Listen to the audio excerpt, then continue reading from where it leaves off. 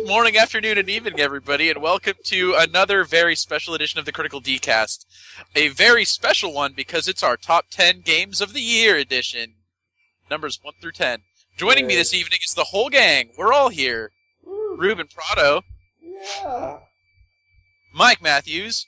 What's up, bros? It's Mikey Mania. I'm here to talk about games, right, Brian? Right, Brian, bro? Brian? Man. Bruh. And Matt Olson.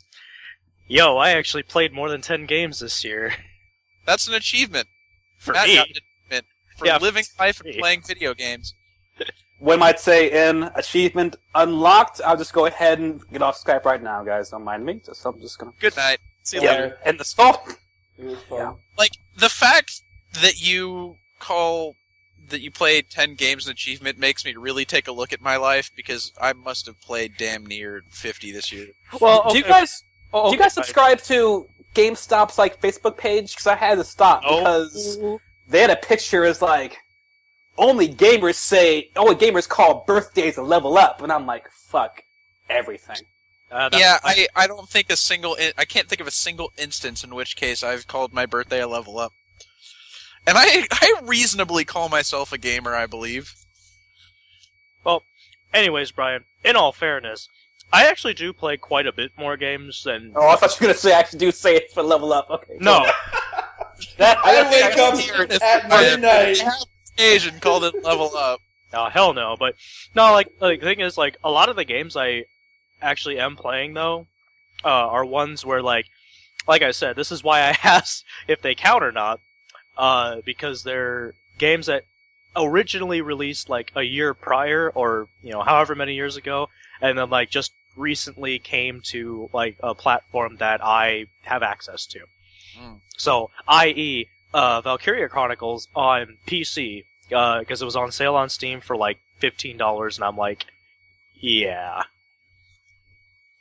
And I gotta say, that game is actually almost everything I want in a strategy game. It's kind of like Fire Emblem and XCOM, had a baby. I love that game so much. I bought it once at $60 and then again at $30. Dang. Matt, did you cry yet? Did you cry me No, yet? I just got to the desert level where there's 3 tanks out in the middle of the open, and you can't advance on foot because the tanks will just rip you apart. So you kind of have to slow roll it, blowing up the tanks. What chapter Alright. is that? 6. Okay. The next one is apparently a battle still in that same region, but kind of by the ruins that I just discovered apparently. Well, when the thing happens, let me know. You know when it happens. Because when you said the big tank, I thought you were talking about the one before that where you have to go, your forces are split up, and they have the anti-tank cannons mounted in the mountains and shit. So I thought you were talking about that one because the actual commander dude with a real name. Well, that's in a forest though, right? Yeah. No, I thought it's not that. It's not that. Oh, okay. And I gotta tell you, that guy, I'm hoping it was just scripted that he was gonna, peace out anyways, because I was kicking his ass. Oh. I don't know. No, it's... You, you definitely know Big Tank when I say Big Tank. It's fucking obvious. That game's a bit of a bastard. So in other words, next chapter, time to recruit 4 to 5 Lancers alone on my team. Maybe. Yeah. Hard resetting the game is not a tactic I would turn my nose up at. You should totally do that sometimes.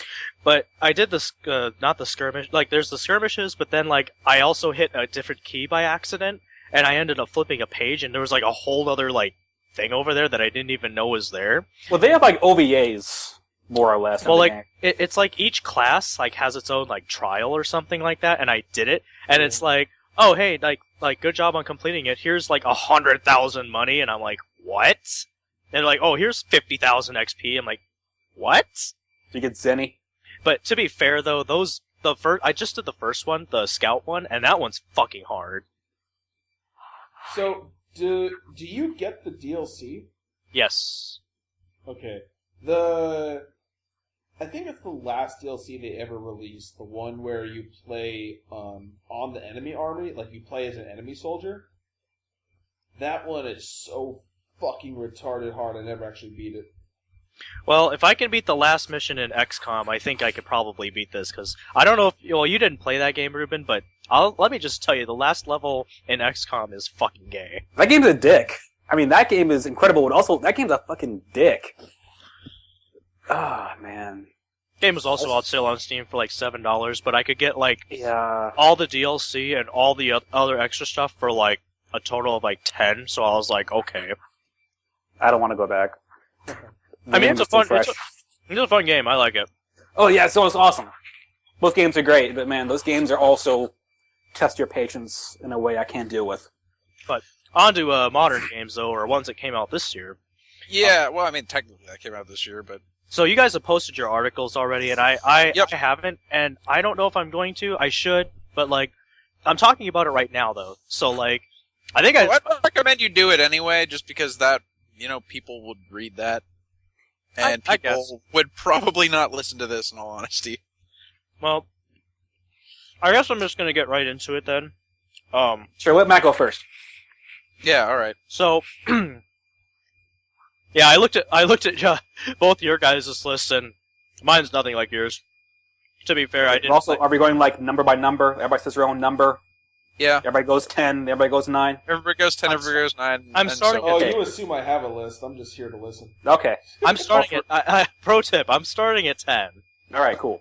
So my number 10 game is Mario Kart 8. Huh. Hey, me too, actually. Huh. Okay. Okay. Hold on. Oh, wait, real quick. Mike, Brian, did you guys read each other's list? I did not read mine. I looked at the numbers on his list. I saw what they were, but I didn't read the descriptions. Oh, cheater. Okay. Well, I have not read Brian's list at all. so yeah, I have a lot of fun with the game. Like the only issue I have really with it is that it's not fun unless you actually have like other people Yeah. around that you're playing Yeah. with. But the thing is when you do, it is super fun. So It's really great. Yeah, I love it. So I mean, I that's the thing. If ever I'm someplace that has a Wii U and there are people there that want to play, like I'm always down to play. So, Yep. Though people have dumb house rules. Like I was at the party this one time, and the house rule was the top 2 spots give it up, which I did not understand at all. well, usually you go like if there's enough people playing, you go like the one who got last, and then the one who got like 5th or 6th, and then the winner stays. Like that's kind of how I always did it. I would think it'd just be top guy stays, the rest get out. Matt. No, if you- well, it depends how many people are at the It depends how many party. people. Yeah, true. Matt, if you go to someone's place and they have a Wii U and a bunch of people wanting to play a game, why wouldn't you just put in Smash instead of Mario Kart? It's a better game. Because Mario Kart is also fun. Well, if you're playing in like May, it's kind of hard to do. See, here's the thing. Smash supports 8 players. It does, and that's Yeah. You know what we got to do next time, guys? We got to do the Yoshi Gamble, where you all pick a different color Yoshi and bet on which one stays, which one doesn't die. Oh my god. Like CPU, you mean? Yeah, CPU. Does Smash even do 8-player CPU? Like, can It does. you Yeah, make CPUs? it does, It does. yes. Well, Maybe it'd be too much for it to handle. no, because when Oda and I were working on the panels, he put on well, he had Smash running already, but yeah, he just set it to like 8 level 9 CPUs and just had them like fight each other. All Kirby's. Now he did random on all of them, No. but it was interesting. But What would happen if Kirby sucked Kirby? Nothing. You get Kirby's power. Which is Double sucks. You Double get suck power. You get a Kirby hat on Kirby. It's great. Alright. But anyways, like I like Smash. I think it's fun. But I actually I get more excitement and reactions out of playing Mario Kart 8 than I do Smash. And I don't know, like I guess it's just because like almost everywhere I've gone where I play Smash, like at one point I will end up winning like 3 or 4 games in a row, and then I'm just like, well, okay, like Oh, I'm so good at this game that I just get bored and I play it now. Smash is just, Like- Mario Kart is more of a like, challenge. I mean, I played it down in Tucson, and I had 3 people all gang up on me, and I still won. Maybe they were bad. I'll play They Mario Kart again when they re-release Double Dash, because fuck every Mario Kart there's Wow. If Double it had Dash. Double Dash into Mario Kart 8, then maybe that game might be good. Exactly, right? No. 8 Well- players, 4 teams of 2 people. Perfect game. I'll play that. I'll play that game. At Anyway, least Mario Kart Double Dash on PC. Online play. come on, get out of here. That's Yeah, because that's too good an idea. We have Nintendo goddamn seizure. So, Nintendo couldn't handle such a good idea. Nintendo releasing one of their games on anything that isn't a Nintendo console. You can keep dreaming. oh, God. Anyway, Brian, well- Brian, what are your thoughts on Mario Kart? All right. Well, I mean, if you want to get technical, my number 10 was actually a tie. I had 2 games on there, but they both exemplified the same thing I was going for. I have both Mario Kart 8 and Smash as number 10. That's a weird fitting, but okay, cool. Go. Well, the reason I have them both on there is because they're both. Amiibos? What if you could What? amiibo Mark? I would amiibo the shit out of Mario Kart. I'm waiting for the Shulk amiibo to come out. I'm gonna buy the shit out of that. But anyway, Of course you are. Is that the guy with the big sword? hey, I'm really feeling it. I'm really feeling it. No, that's Cloud. I'm really feeling it. But the reason they're both on here is because I really, really, really miss couch co-op. And the whole reason I bought a Wii U was to have something that I'd be able to play with my girlfriend and bring to parties and stuff. And both Mario Kart and Super Smash Bros. Exemplify that, like, a lot. Those are both basically the perfect couch co-op games that you could conceivably do as far as being in a party environment. It really doesn't get any better than those two. Like, if you bring both of those games to a party, you're done for the evening. That's the night right there. That's just it. And there's a good reason for that. Mario Kart is probably the best kart racer as far as, like, just being, like, to a point, so streamlined and so visually appealing and so fun to play and easy to pick up. And Super Smash Brothers also, unless you're playing with faggots like Matt. Oh my god. Brian. I would say Sonic All-Stars Racing is not that far behind it. It's not, well, it's getting there. It's not as technically sound as Mario Kart as far as gameplay. No, but they have It's fun. the heavy. Well, they also have Wreck-It Ralph. They have Wreck-It Ralph. They do have Wreck-It Ralph. Oh, that game's alright. Brian, you said all you have to do is bring Mario Kart 8 and Smash to a party and you're set, right? Yeah. If our past experiences are any indication, all we really need is YouTube. Well, you guys, look, not I've anymore. That is my fault. I will stop that shit from now on. yeah, I remember not when I was last in Arizona, but I think the last party I went to when I still lived in Arizona, we ended up just watching YouTube videos all night and, like, Ponies the Anthology. So, yeah, don't do that anymore. Instead, just bring Mario Kart. Still in effect. Wait, what? The rule? Mike's Law. Oh, is that no YouTube? Yeah, that's the YouTube law. Okay, well, that's a good law, I feel. But yeah, those are my number 10, just the 2 of them. And the picture I have on my thing is of Super Smash Bros. Kart that somebody shoddily put together using Photoshop. It's pretty funny. Oh yeah, just the fact that couch co-op isn't dead makes me very happy. So that's why that's my number 10. It's all but dead. There's some the indie Wii U games is on keeping it PC alive. that- The Wii U is keeping it alive. I still have something to play with my PC girlfriend. is too, somehow. Like with Nidhogg and Gang Beasts. So, you know. Yeah, that's weird. Well, it kind of make though is that it's not it's just not nearly as Oh no, it's very dead in comparison to like Line play. 2000. I'm talking like the N64 days where people actually used to come over and hang out and play games like, Mario Kart Don't 64. go back so far as GameCube even. GameCube had it down too. GameCube, well, even PS2 and Xbox Classic. I played a lot of couch co-op in that. We had Fusion Frenzy. No, I love Conflict Desert Storm. Conflict Desert Storm. Oh You guys shit, know I that remember game? Conflict Desert Storm, yeah. That game was so much fun co-op. I love that game. Unfortunately, Like I played it on it was on everything, but I unfortunately played it on the GameCube. Oh, I didn't know it was on GameCube. I played, Yo. I did GameCube. yeah, like we had Naruto Gekita Ninja Kaisen for GameCube, and that was a fun party. God, game. that game! Oh, that game is so. We That had, game's so bad. What else did we play? Tekken Tag Tournament 1 with a multi-tap on PS2. Dude, Gross. Me and my friends rocked out on that. Halo 1 split-screen co-op. So, I mean, yeah, that whole generation was a golden time because it was the first 4-player consoles after the... Well, sorry, that's not true. The N64 had it, so I guess that was kind of the start, but I feel like the GameCube, PS2, Xbox era really ushered in, for me, the best of couch co-op. And then it just started dying from there. I think if you know where to look, there are some good couch co-op games in this generation. Like, we played Diablo 3. Diablo 3 is a hell of a lot of fun. That's really fun. Trials Fusion can be really fun couch co-op as well. Also, big thing, a lot of sports games are great couch co-op games if you have the right people around, like FIFA, NBA, Madden, and all getting FIFA, that sure, game but, that you but, need to buy. but the point I'm trying to make with these two games in particular is that they're good for, like, getting people together and playing them. Like, I wouldn't get people together at a party and play Diablo. That's good to play together. I guess not. We had to fight for menus sometimes.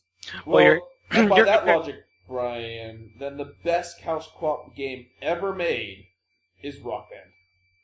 That's true. I'll agree to that. 100%. You still need to have that party at some point. Like, when I was getting all my instruments ready for the party, I was like cracking open all the battery cases, and every single instrument battery acid. had acid. I'm like, I'll buy some battery acid. Fine. I have 2 honorable mentions here. Okay. First honorable mention is Transistor, which I like it a lot. Great soundtrack. Sure. Not as good as Bastion. Got Hum Button, though. That's pretty cool. Hum Button's good. Second honorable mention is Tom Clancy's Ghost Recon Phantoms. Because that game was good for one patch season. Fucking really? We played a lot of that game, Brian. We played a lot of that game until we got... I know you did. I know you guys did, but now we're playing Titanfall, so we never have to look back. Then people got too good and spent too much money in it, and now it is just straight up pay to win. If you don't pay, you cannot play that game. That last patch where they redid all the armor and shit was the dumbest fucking idea in the world. People with 190 health and a like fucking 10 damage reduction and no crit is just like, please. Yeah. And it's like you have to buy that shit or play like 10,000 hours to get it. So, but before that game was still pretty good. A really good tactical shooter that felt like Tom Clancy. It gave me like weird, fuzzy feelings of Vegas. And I like that a lot. Yeah, it's like if I could just spend like, I don't know, 40, 50, 60, preferably less, dollars to just get the game and everyone plays on the same, playing field, like, great. Most shooters, I would keep playing that game, but and hopefully fell to the really shitty Korean, Chinese, Mexico free-to-play, pay-to-win structure. Because everybody knows those Mexican free-to-play games. Yeah, but hopefully, I'm going to say Siege will be that to a T. But my number 10 game is Far Cry 4. I liked Far Cry 3 a lot, and I think this is kind of more Far Cry 3. Pagan Min feels like Voss, but like metrosexual. The main area, Karate, just kind of feels like it's winter. It's just snowing, but the same kind of feel. And main guy's still stupid, uninteresting. But when it comes down to it, like really just like exploring the world, going like having little dynamic moments popping up as you play. Like hunting down animals, getting hunted by animals, and just getting on the back of an elephant, going into a camp and saying, "What's up?" and wrecking shit is still really fun. Yeah. Honestly, like, the first draft of my Game of the Year list had it on there as like number 7, but then I kept remembering games that I played and how much I liked them, and it just kept falling until I just couldn't justify putting it on the list anymore. I think it's a great game. I like Far Cry 4 a lot. It's just it's not in my top. I had the same problem with it that I had with like Assassin's Creed 4, where just going about exploring, fucking around, and kind of discovering new nooks and crannies of the world is incredible. When you're kind of pigeonholed into the story, I just kind of didn't care anymore. Yeah. Which is why I only put about, I'd say, like 10 hours into it and said, yeah, I'm good. And just, stop playing it. So, before we continue, Brian, at the beginning of your article, you say this was a down year for games, but it was that's me. That wasn't Brian. Was Brian did that too? Yeah, but he said, but it was an extravagant. Oh my god, I don't want to type anything. I said, coming from last year's extravaganza of, oh my god, that's a really good games, I was just about ready to write this year off as a down year. Was it, though? And then I went on to say, no, this wasn't a down year. This was actually a really good year. Yeah, it was a down year in comparison to last year. In comparison to you guys, yeah. I mean, and I see your point of view.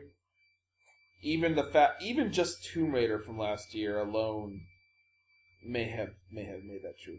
Also, Metal Solid and Metal Solid Revengeance. But I don't think this year by any means was a down year, especially since there were so many things I was interested in, which is good.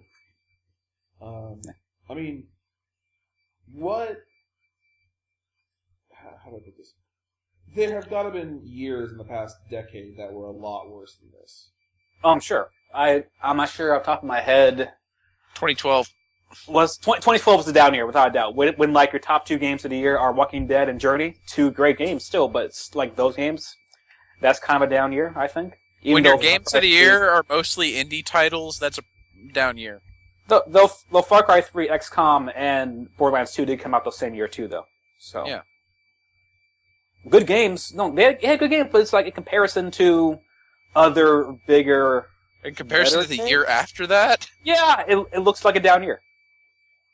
Like, personally, I think BioShock, Last of Us, and GTA 5 are all better games than any game I have on this list. By the way, what did Dragon Age Inquisition come out on? PS4, Bone, and what? PC. PS4, Bone, PC. Did it come out last gen too? No, I don't think so. Okay. God, the more I think about and look about and read your guys' like shit on that game, I really do. No, it did. It did come out on Xbox 360 and PS3 as well. Did it? Yeah. Huh. Well, it's probably not worth it, but... Brian, how many hours did it take you to beat that game? 130. Actually, knock about 10 hours. Knock about 10 hours off that because the game is probably idle during about 10 hours. But then yeah. How did I beat it in 34? Because I spent a lot of time working out, talking to all of my allies and making sure I knew them all very well. Talked to the ladies, and... Well, you. Blackwall was my favorite one. I didn't talk to him. I love Blackwall. He's my boy. So, I guess that's why. Varric as well. I did all of Varric's quests. I talked to Varric. Talked to shit out of Varric in Dragon Age 2. I don't know how you talk to him again. I did. I love Varric. He's my favorite. He's cool. Blackwall and Varric are my boys. He's good smutty books, so... Iron Bull as well was also really... Look, I love all the characters in there. What am I talking about? I did all... The only one I didn't really mess around with as much was Sarah. I didn't do all of Sarah's stuff. Sarah's funny. I took her with me everywhere I went. She's just funny. But, Matt, what's your number 9 game of the year? Okay, so... I kind of want to not sidetrack too much on each of these because I'm waiting for the I'm hoping that when people the ones that do listen can like I don't know kind of have up like your guys' list and like kind of compare to mine and just see how like different mine is because it's retarded. So far, you're pretty similar to mine, Matt. Okay, Yep. well, okay, Brian. Like, well, here comes the. Here comes the boom, ready or not. Well, these next like 5 or yeah. My number 9 is Ultra Street Fighter 4. Really? What was this year? Interesting. Does that count? Does that count, Ruben? Do you think that counts? It does have a separate disc. You can turn red this game. You can in fact go to the store and buy a disc that says Ultra Street Fighter 4. Okay, Matt, continue. Yeah. It's funny because like I was like considering like all the fighting games that I played this year, and it's like which ones do I have more fun playing, and which ones like will I like actually have opponents to play against? And that's kind of what I went off of because like obviously I'm not gonna say something like Under Night and Birth because first of all I don't even know if that has a local release anyways. So like that doesn't really count. What Denki Burrow? You know, it's funny. If I included foreign games, I could actually make a top 10 fighting game list from this year alone. Wow. You know what, Ruben? I want you to do that. Do that anyway. Dumpster. That's really sad, but like, and like that'll be your top 10 list, Ruben. You got nothing else. You can do top 10 fighting games. Spare me, please. but like Blaz, I never really could get too far into the newest one. And honestly, do you really call that a newer game anyways? Like, it had a lot of new and added things, but essentially it's the same game. But that same could be said for Street Fighter 4. So Phantasma is just as new of a game as Ultra is.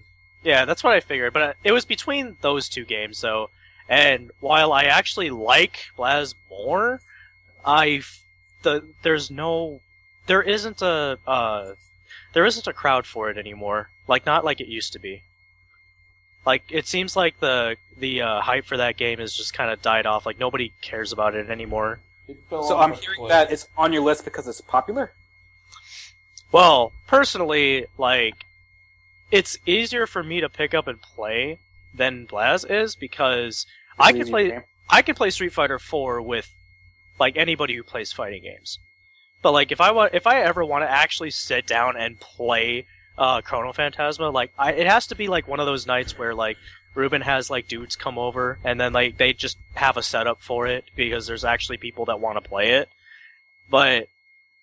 And I'll explain why that's not even a real thing because well wait till we get to my number 5 and then we'll all explain why. Okay. Brian? My number 9 was Persona Q Shadows of the Labyrinth.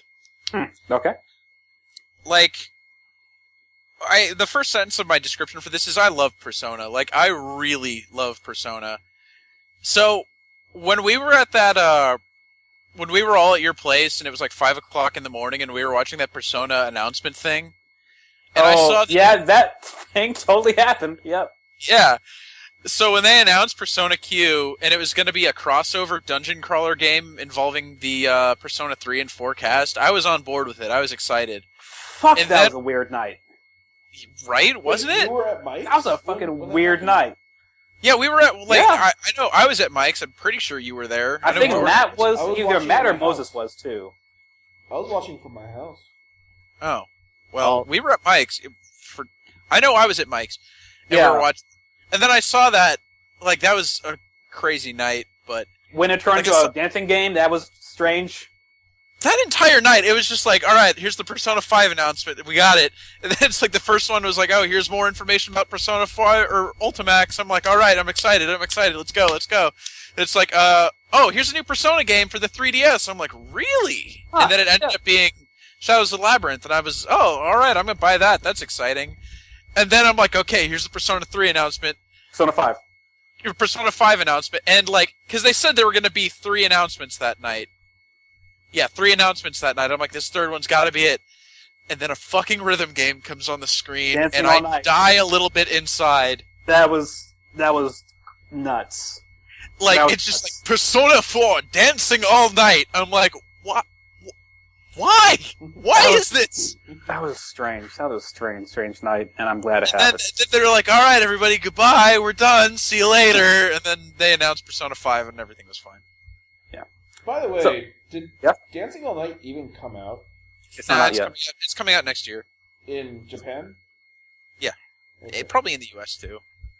I thought Japan already had it. No.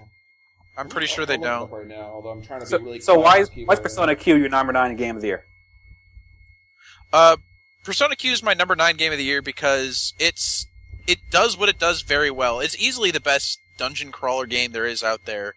Like okay, go on. What do you have? Etrian Odyssey is below that, but what do you have? Would you count Torchlight? Okay, they're both. No, I would not. You crawl on dungeons. By dungeon crawler, I mean, like, almost randomly generated dungeons where you go in there and then I consider Torchlight and Diablo... Then I'd say Rogue Legacy. Yeah, Rogue Legacy I'd count, but no. I think this is a better dungeon crawler than Rogue Legacy. I think the combat's boring. Well, that's your personal problem. I think the addition of sub-personas is a great addition to it. That is cool, but the combat's boring. I don't think so at all. What's boring about it? That you can't stun all of them and then just go all attack when you want to. You have to kind of luck into it. No, there's a system to it. If you get crits on all of them, like all of the enemies you have, you do get the all-out attack. Well, you get boosted, and I kept saying "boost" every time that happened, and that was great. But no, it does give you all-out attack if you hit all of them with their weaknesses, but you have to hit all of the enemies with their weaknesses. Okay, I knew I'm not doing it right. Okay, you're going. And I think the addition of sub-personas adds a lot to the game, and I think the dungeon crawling itself and making your own maps, like writing stuff out and then looking at where the FOEs are going and then mapping them out and trying to work your way around that. It's a fascinating way to do dungeon crawling. It was effective in Etrian Odyssey, and this just does it, and it does it better than Etrian Odyssey even. But as a Persona fan, and I'm really biased about this, but it's just so good as a Persona game, as far as the fan service and like seeing how the different characters interact with each other. It's Persona as fuck, this is true. It's incredibly Persona, and it does the Persona stuff, like all the character interactions and the stroll mode. It's really fun to watch, and it's really fun to just be in that world. So just for sheer novelty value and the fact that it's such a well-done dungeon crawler, I gave Persona Q my number 9. Okay. My number 9. Love game to play that game if someone gave me a free 3DS XL and the game. See, I think this is... Had you gone to the Smash tournament and won it, you could have gotten one. See, I think it's always so funny whenever these kinds of things happen, and I like to just laugh at, like, Ruben's and misfortune because, like, I don't know, because he bought a Vita? No, because, not even because of that, just because of, like, his, like, disdain for Nintendo and, like, forsaking its, like, all of its consoles and future whatevers, except for, like, those, like, there's always, like every year, there's always, like, 2 or 3 titles where it's like, you know what? Like, damn it, I would buy that game, but I lack the console. I know he figures out a way to get, he knows someone... I've done it for 3 games already this year. Yeah. 2 of them were me. But I kind of... Oh, no, this year. Last year was Luigi's Mansion. Oh, was that last year? That was last year. That was last year. Okay, 2 but, like, games this year. But, like, I kind of figured, just over the past couple of years, just based on that trend, I kind of feel like if he had the extra money, they would be worth owning. Well, the way I look at the Wii U in particular, actually, there's really no reason you shouldn't own both a Wii U and a 3DS. And the reason I say that is because the Wii U is so much cheaper than the other consoles. You can get one for like $250. So it's basically like a sub-console. No, it's not going to have your third-party titles, but you probably already have a PS4 and Xbox One for that anyway. So I can't play Madden on it? Maybe, but I wouldn't. What about Call of Duty? You can, but I wouldn't. What about FIFA? At this moment, Brian, if I had the money for a Wii U, I would just save it to buy the PS4. In the future, I might just have a bunch of money I can buy it all. Well, the way I see it is I probably could have saved the money I bought on my Wii U for a PS4 as well. It's just the fact that there's so many Wii U exclusive games, far more Wii U exclusive games that I would want than any PS4 exclusive games. And the console is already... well, it's more of just me being a bastard, because I wanna support Sony and fuck Nintendo.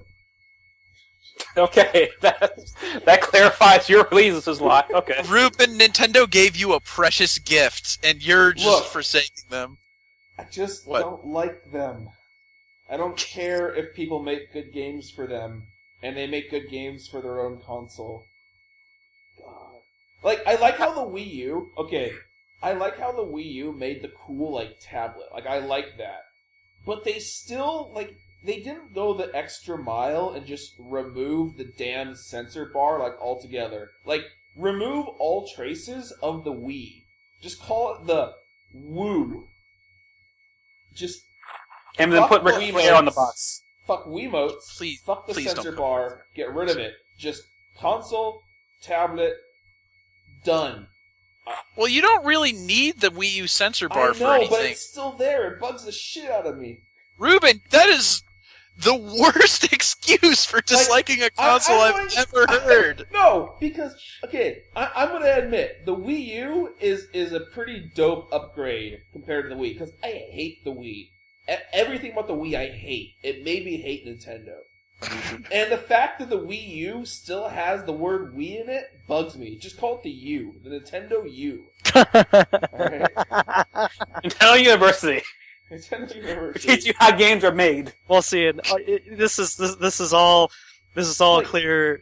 There was clear evidence of this even beforehand, because when we tried playing the stupid Mario game on the Wii, and I guess the controller was like too sensitive, so it caused Ruben to like jump up in there, just do a spin jump, and it killed him. Yeah. And he was the only one left alive. We finally did something right, and then he died, and then we had to start over again. And he blames the controller. I just hate Nintendo because I'm sure the GameCube is like my favorite console ever made, and then the Wii is literally my least favorite console ever made.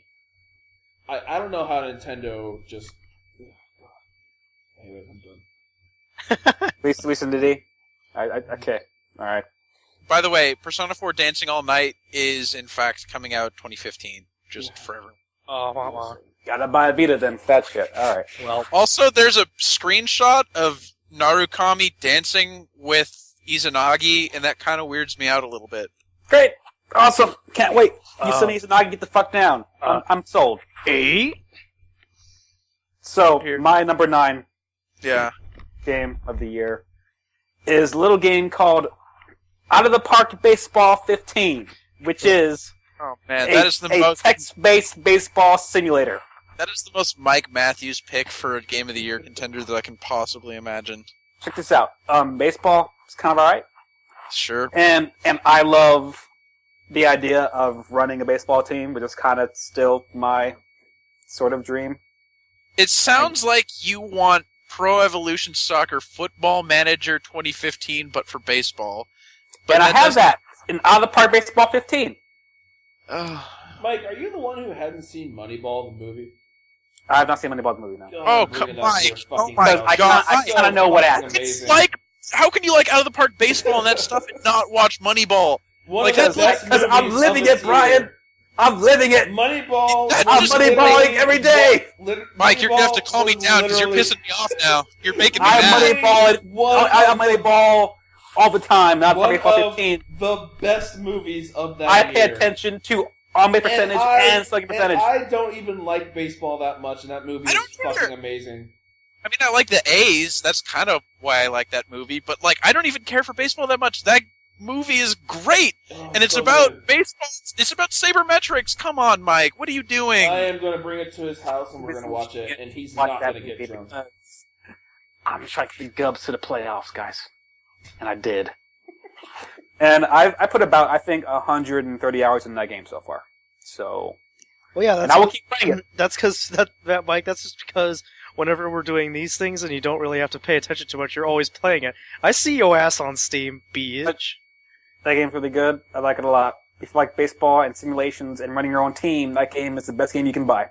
So, I'm going to do a little spoiler here. Mike, I'm disappointed in you. Okay. Because you put that game on your top 10, but not Love Live.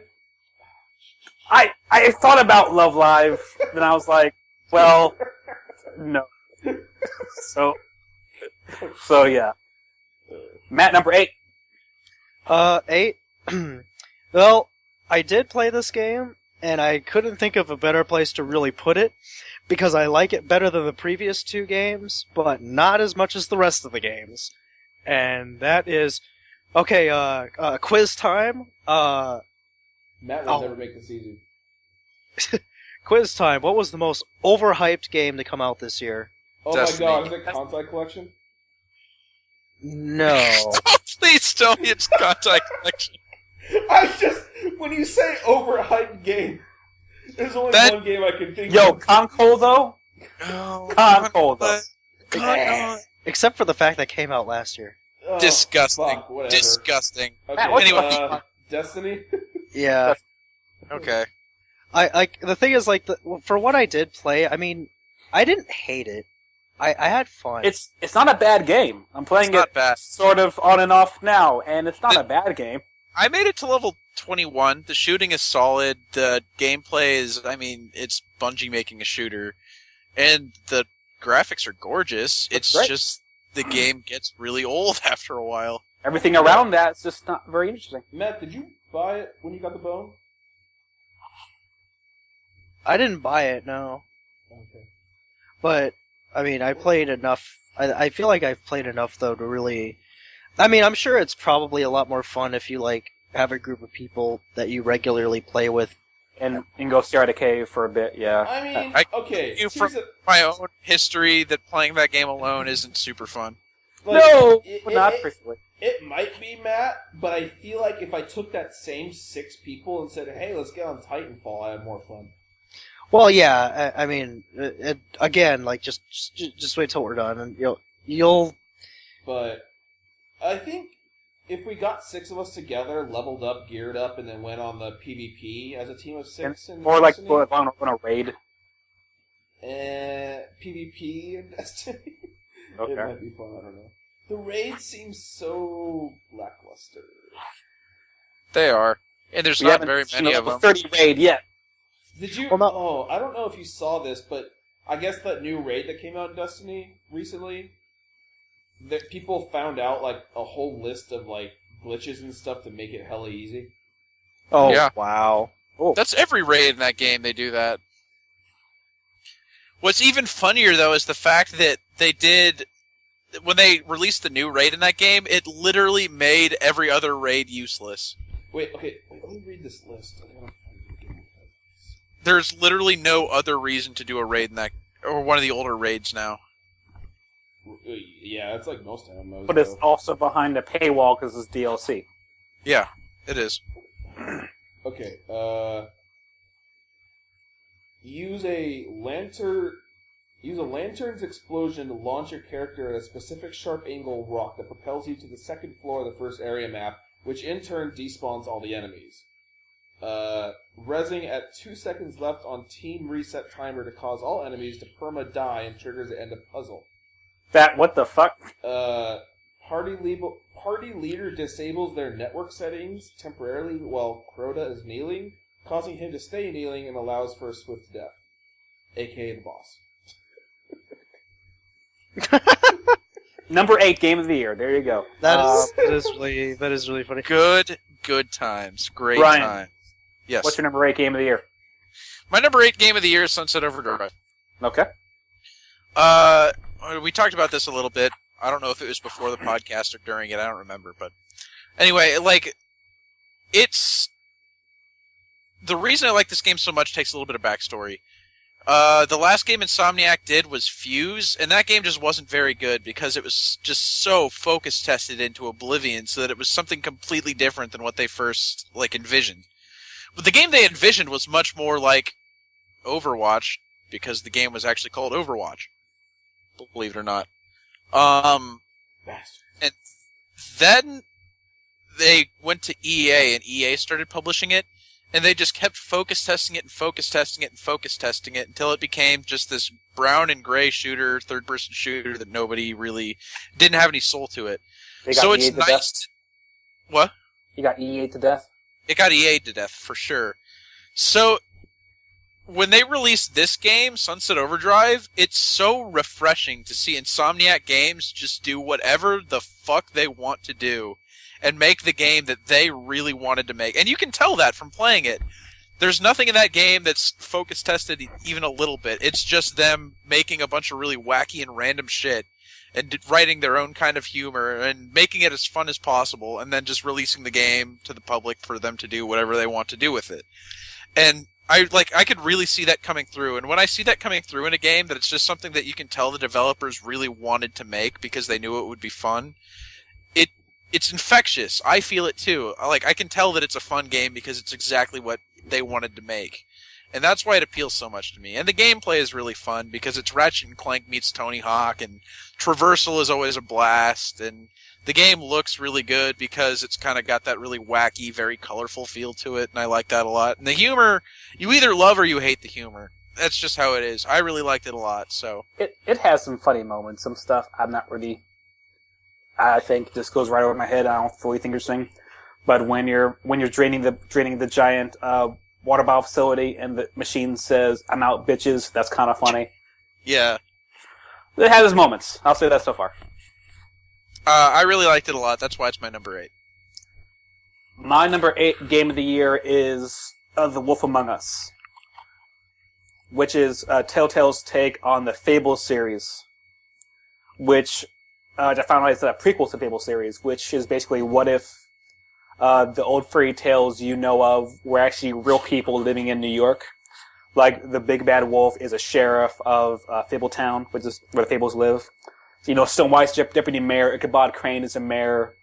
Beauty and the Beast are trying to make ends meet, and, like, the Little Mermaid is stripping to feed herself, and it's just, like, a really dark kind of tale of, like, what if were real, actual people. And it really puts them in a new light, and the story it tells is not really... It's a very mature film noir story that really got me hooked, and it led me to spending $170 on the Fables book. So, I find myself enthralled by that entire world, and Wolf Among Us is a good reason why. I read the first 3 graphic novels for Fables, and I didn't care for it very much at all, actually.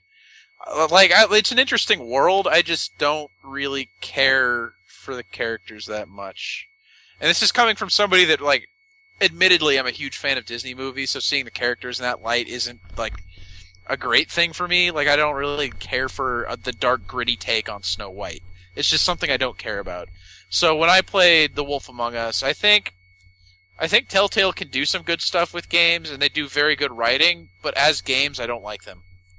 Even Game of Thrones. I really like the Game of Thrones series they have going on right now. The new episode came out today. And I what the fuck, what the fuck, don't just spring that shit on me right now. What the fuck's wrong with you? God damn it, where is that? But I don't like the gameplay for Telltale's games very much, and I don't like the universe for Fables very much. So that game is just a double threat of there's really nothing here for me. So, did you see the joke thing about or you posted it, I think, the Half-Life 3 being a Telltale? Yeah, you posted it. I would laugh for the rest of my life if that happened. I would play it so fast. Yeah, I bet you would.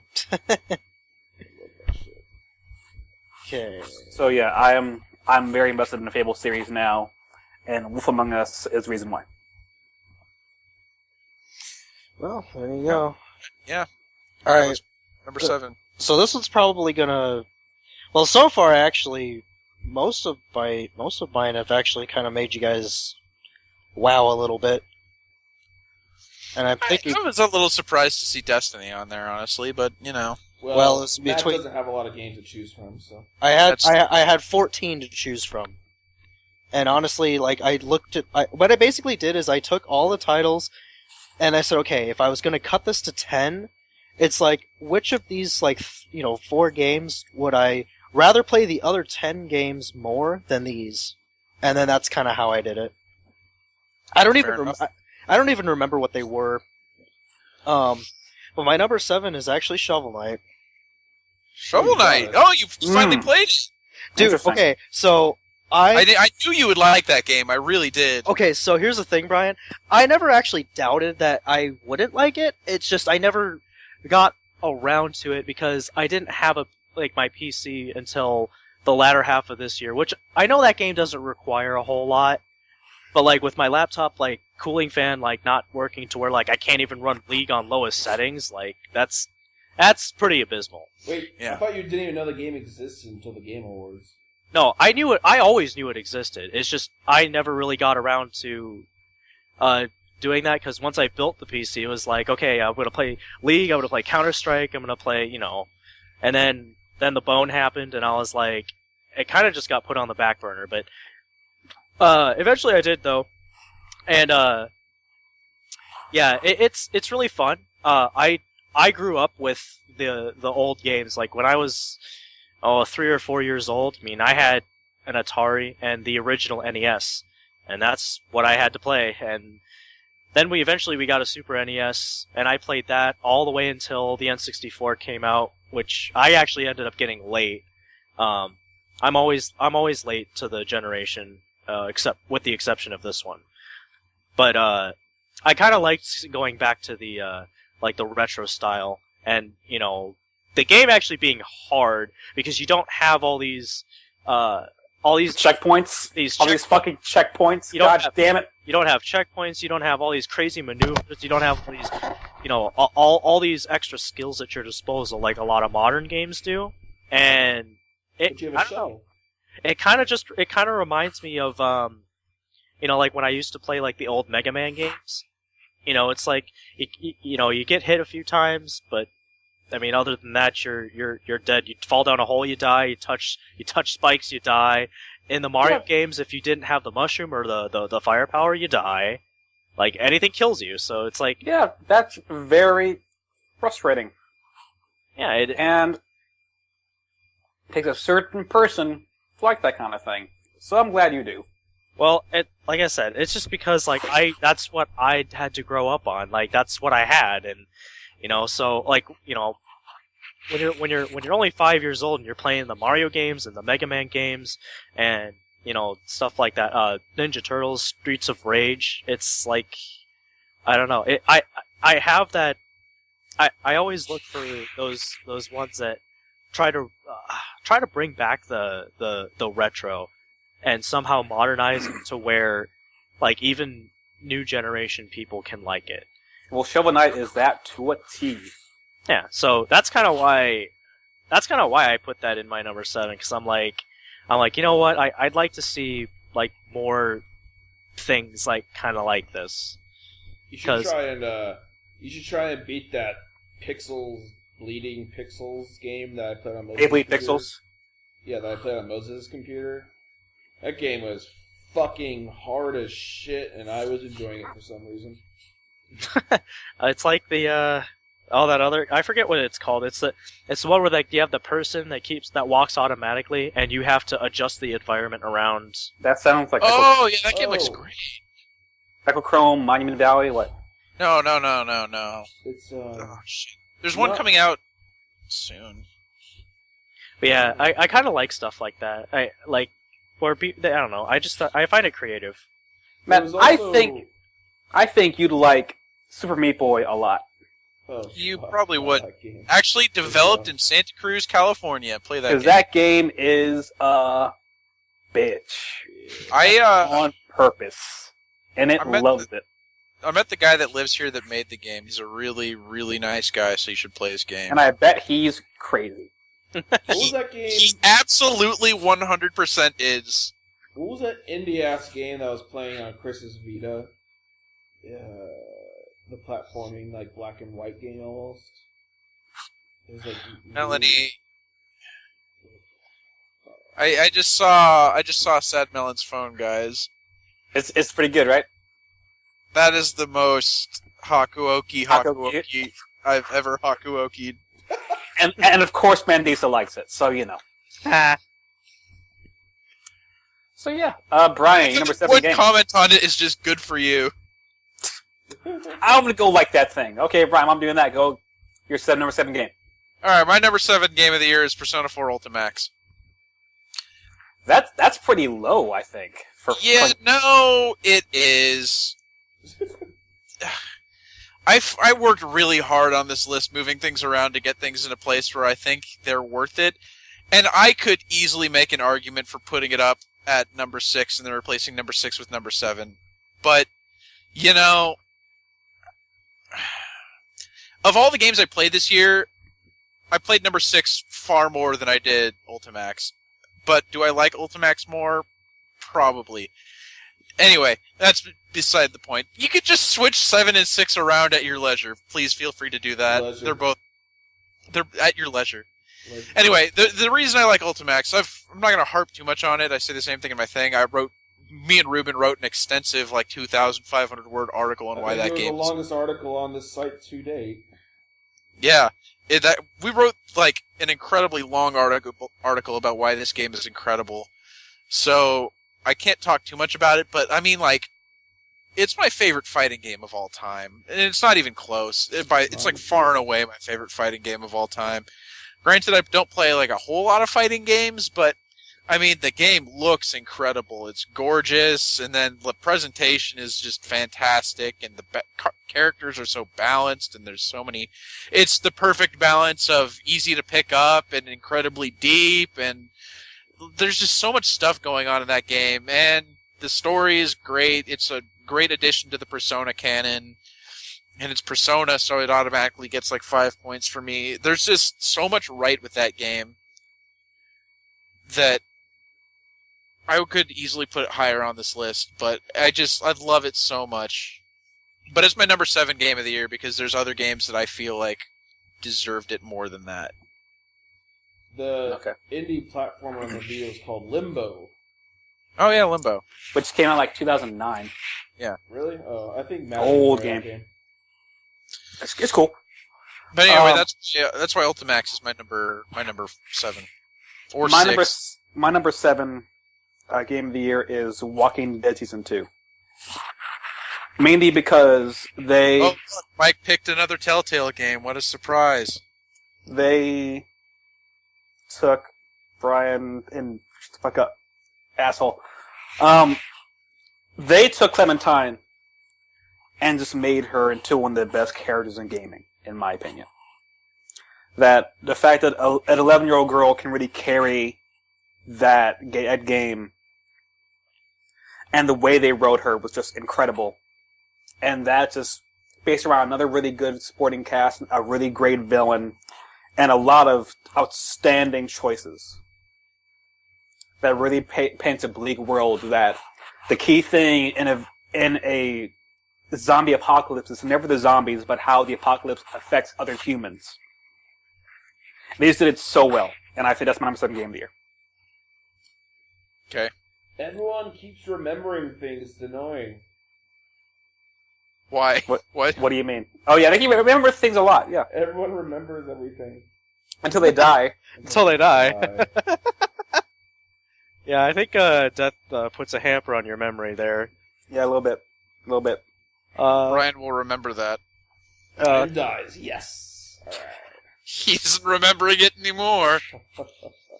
Matt, your number 6 game of the year. Okay. And this is I remember saying this earlier in the thing, but yeah, of all the games that were nominated for actual game of the year, this is the only one that made it on mine because it's the only one I played. And that not is Hearthstone. It is. Well, I have played Oh shit, I did play Hearthstone. Fuck. No, it's okay. Did you like Hearthstone enough? No. Good. No. That's your hidden 15th no one cares about. My number 6 is Dark Souls 2. Oh. Hardcore.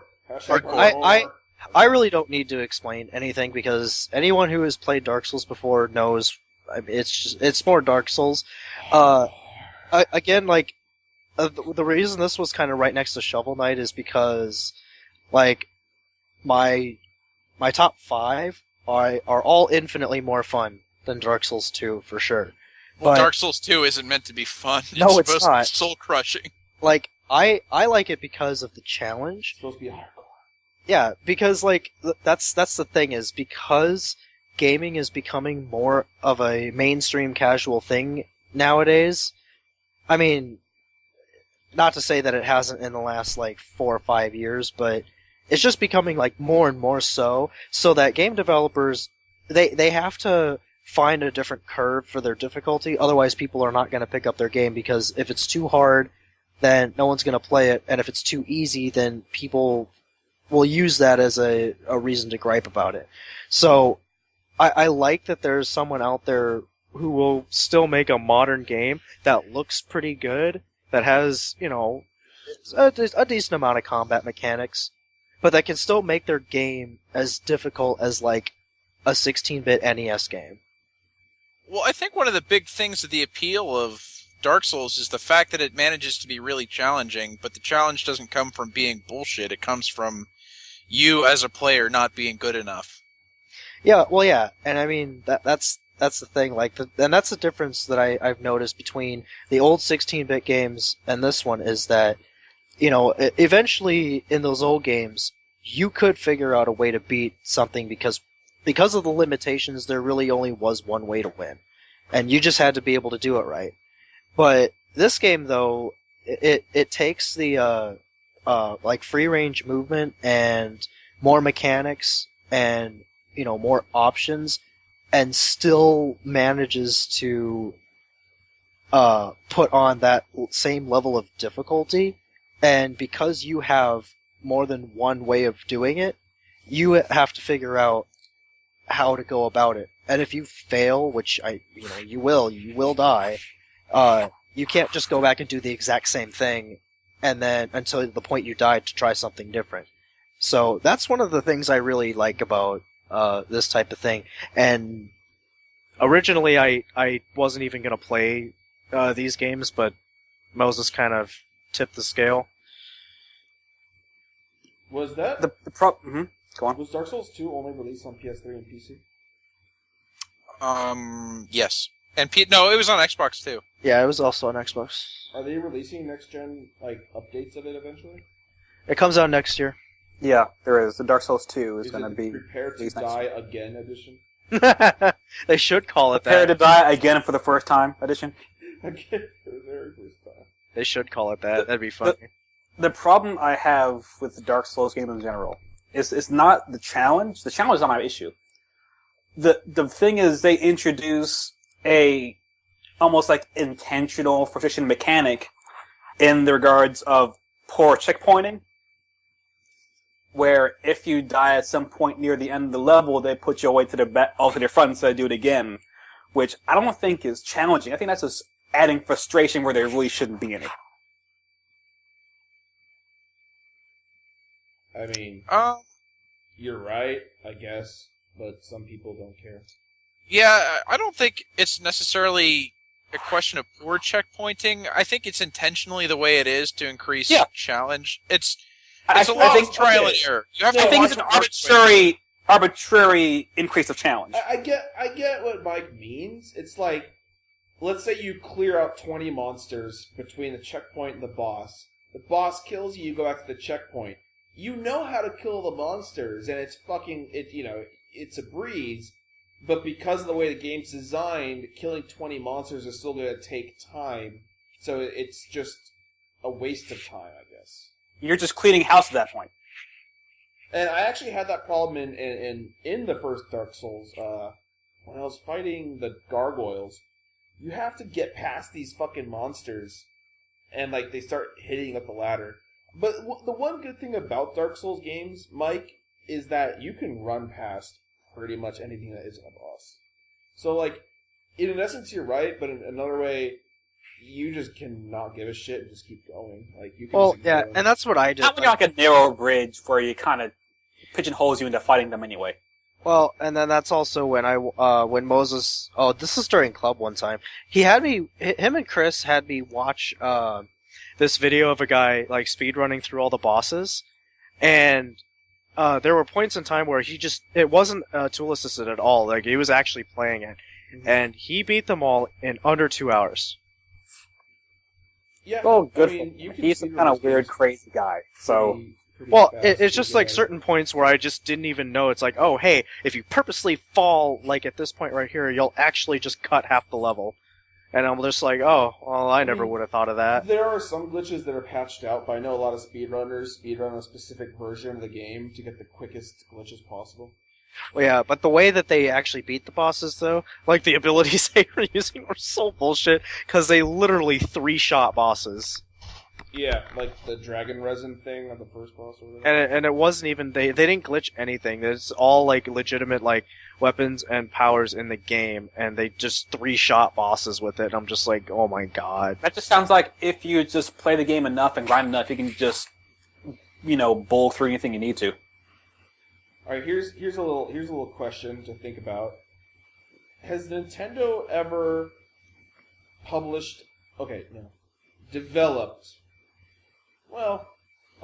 developed or published, I guess, a game that has been almost on par of difficulty as Demon's Souls? On par with Demon's Souls in terms of difficulty? Almost, because I'm sure there just hasn't, but almost maybe. I'm trying to think. Game that's super 'Cause, hard. Like, you're saying like games are casual and shit nowadays, but Nintendo's been casual since the beginning. Yeah. Well, yeah, Nintendo has never really focused on difficulty as a means of achieving fun. They've always focused on creating quality game experiences and tight controls. I feel like in any era, you can find games that are hard and games that are easy. So I don't really think games are getting more casual these days. I think people are just saying that because they're getting more popular. They're stuck to nostalgia or something stupid like that. It's a lot of this. It's a lot of the effect of the nostalgia effect, where they look back and always say the good old days were better. It's the same thing with 90s. They never are. They never fucking are. It shit always gets better. Yeah. I mean, there are good games in the past, but without a doubt, that's without not a doubt, to say that there aren't good games now. That's not when good games died. You know. Yeah. It's like Mario 64, end of fucking gaming. Jesus. Good games died in 2006. Yep. Fuck. Mario 64 in today's world is just okay. It is just okay. When it came out, it was a marvel. Now it's just like, I mean, it's still pretty fun to grab Mario's face, but that game's just okay. Alright. Brian, what's your number 6 game of the year? My number 6 game of the year is Fantasia Music Evolved. Okie doke. And believe me, that choice is as surprising to me as it is to anybody else listening. Like, when I was at E3 in 2013 and when I was at GameStop Expo this year, there were booths for Fantasia at both of them. And both times I walked right on by. I didn't pay any attention at all to them. You know why? Because plastered right on the front in huge letters was the word Lady Gaga. And I was like, oh no, this isn't for me. I don't think this one's the one that's going to do it. You didn't want to pause for the applause? It's the song that's in the game, too. No, like I didn't pay, like it was Harmonix, and Harmonix has never done me bad. And it was based on one of the best things the Disney company ever did, which is Fantasia. 2000. Yeah, Fantasia 2000. Oh my God, the fucking the New York City thing to Rhapsody in Blues is still one of that is my ideal just musical moment in film history. Yeah, it's so good. It's so goddamn good. Is that on Blu-ray yet? I'm not sure it's on Blu-ray yet. If it's not, then why it's not on Blu-ray yet? That's something to look at. By the way, the year video games died was May 9th, 2007, with the release of Two Worlds. But the thing with the Fantasia is that game kind of came out and I didn't pay any attention to it at all for Lady Gaga reasons. Oh, word. There's a Fantasia 2000 Blu-ray bundle. Oh, shit. Where? $40, Amazon.com. 40? Link that to me. I got $25 for Christmas for Amazon. I'm going to buy that. I think I want to get that. Yeah, me too. But anyway, the demo came out for Xbox One, and I was just like, oh, you know, it's a demo. I might as well check it out and try it. And then I played the demo, and 2 hours later, I was at a GameStop throwing $60 down on that game. The demo just blew me away with what that game was capable of. So then I got the game, and I think I've put like 40 hours or so into that game between me and Riley. Because me and Riley, we play it together a lot. It's a game that we're both able to just kind of pick up and play whenever we feel like it. But what really makes it such an incredible experience is the fact that it's not just a game where you're just tapping or like waving your arms along to prompts like that. It's actually something where you feel like you're creating something out of it. Because each song in that game is consistent of 3 different tracks. So like there's one track that's the original song, there's one track that has maybe like a techno remix of the song, and then another one that's got like an acapella remix or like a Latin remix of whatever song it is. And it's got each of the individual instruments for, so like when you're looking at Night on Bald Mountain from the original Fantasia that's in that game, it'll have the cymbals, it'll have the drums, it'll have the piano, and it'll have the like the wind instruments.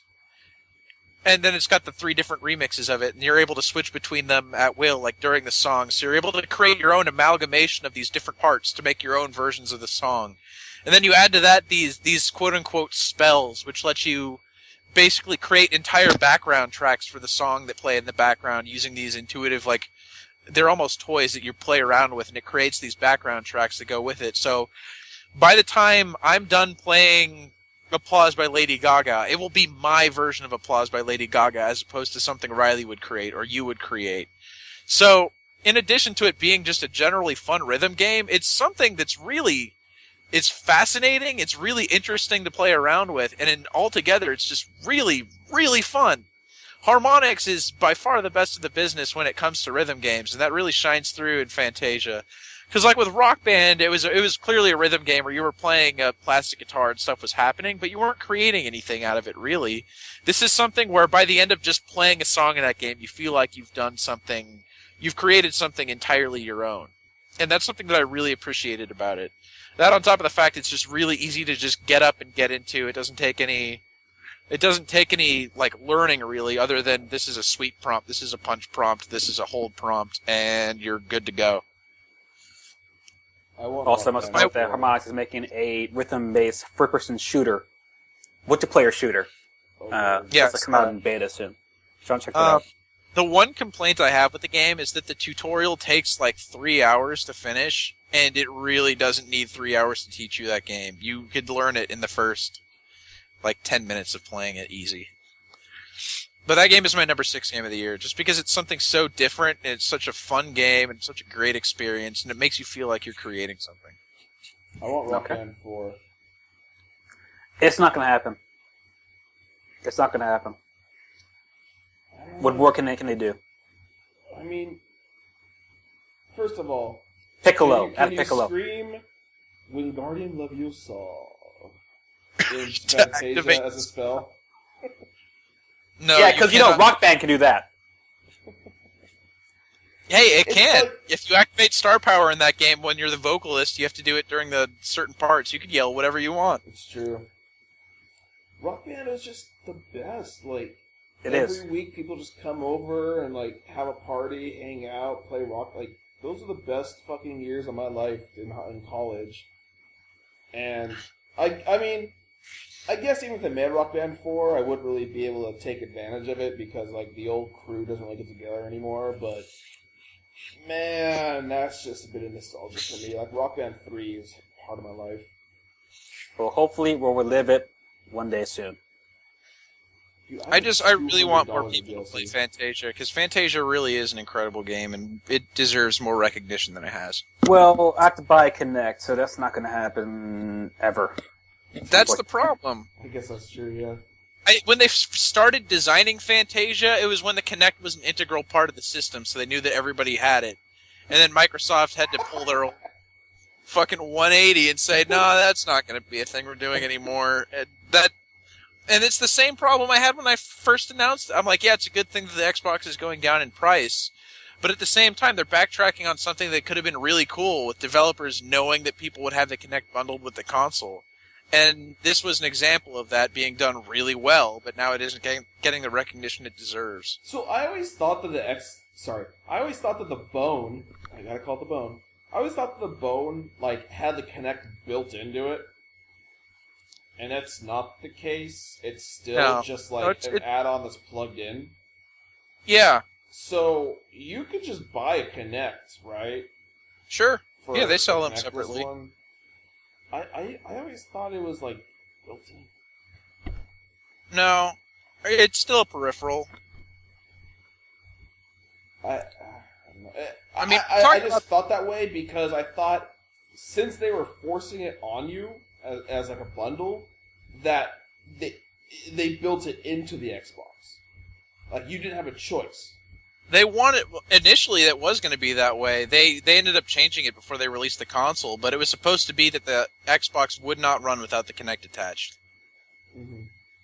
But they backtracked on that because enough people bitched. Well, and I could see why. I mean, I wouldn't have bought it if that was the only way.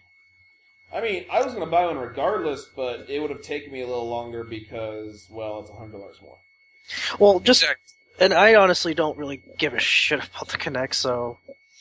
I think there's a lot of cool stuff they could have done with the voice commands and I mean, the gesture's kind of hokey, but this was an example of it done very well in Fantasia. And now, when the Kinect isn't such an integral part, it's like they're backtracking on a whole platform they had.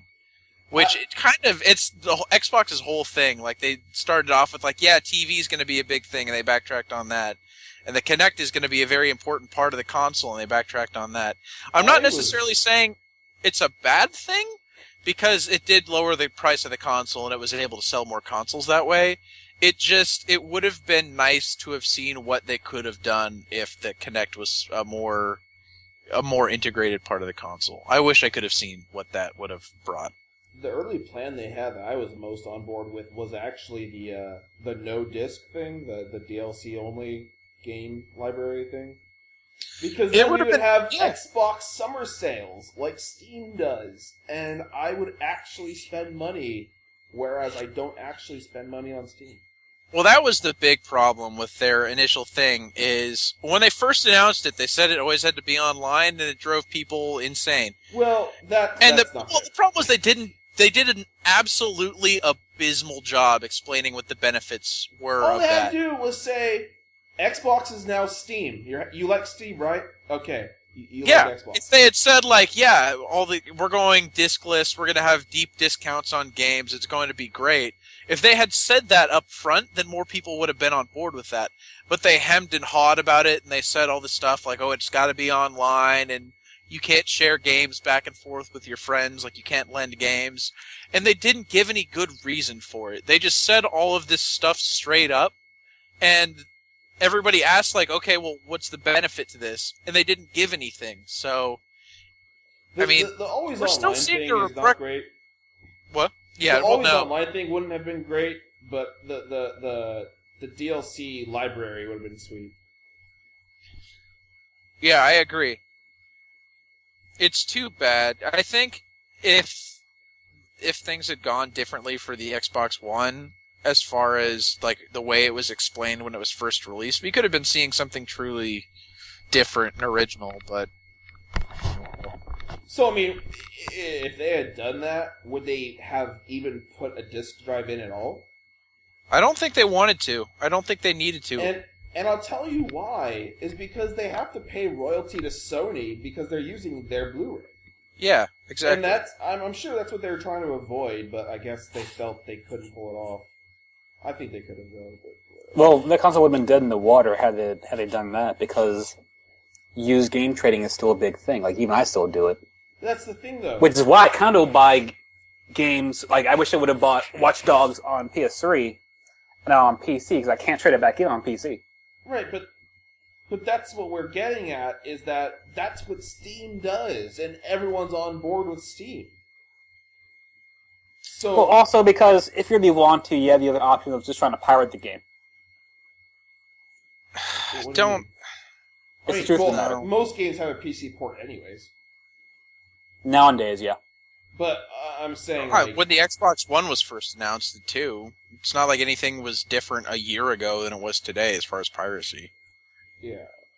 But I just think that people like Steam. They don't like X Steam. So, I don't know. Yeah. I think if things had gone differently and they were clearer... It was that one guy that joined Zynga after he left Microsoft. He fucked the whole thing up. Mm-hmm. I can't remember his name because I don't want to. I hate that guy. Don Matrick? Yeah, Don Matrick. That guy was the worst. He was a dick, too. I saw him in person at E3. He was an asshole. I didn't, actually talk to him. I didn't want to. But I saw him. We are, just coming up to halfway done. Are we on number 5 now? We are on, indeed, number 5. Or wait. 6. Wait, no, Mike, what was your 6 again? Yeah. I didn't even say it yet. Oh, right. Shit. Mike, okay. let's do your number 6. My number 6 game of the year is Mario Golf World Tour. That's an interesting choice. That's the one that threw me off. I'm like, so Far Cry's 10 and Mario Golf is 6. Okay, this is clearly in no particular order. Matt's list was taking more twists and turns than the Indiana Jones ride at Disneyland for me. He has Destiny above Street Fighter 4. So, you know. Well, that's just Mario Golf over Far Cry 4. That's correct, because Mario Golf's a better game. We're going down Far Cry 4 Road, then taking a swift turn out of Don't the Far forget, Cry. I have a text-based baseball sim over Mario. Over That's what I'm Far Cry saying. 4. We're going round and round in circles and mysteries. And why do you think I messaged you asking why there isn't some more clarification in an article that I guess didn't need Because clarification, but I still has think clarification? our readers can count backwards. Clearly, Mario Golf World Tour is some of the best golf I've ever played on any console. It is extremely tight. The courses are really varied. The challenges are very fun. Online multiplayer is great, and also when you go into women's locker room, Birdo's there. oh my god! Yeah, I gotta go. You to would Facebook. like that, Hold you on. little perv. Oh my god! Hold on. Well, I did make Coco, and I do have like a Super NES hat and gloves, so that's awesome. And that game's just fun. I mean, it also helps like I'm one of, the best in the world at Mario Golf World Tour. But Oh, this again? Are we back to NBA 2004? Oh, we're not there yet.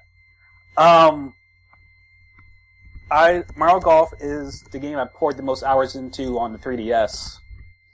And I took it with me, literally, everywhere I went. It was always with me.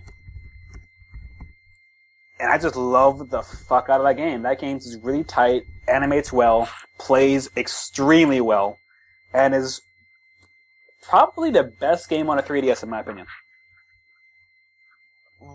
On the 3DS period? Yes.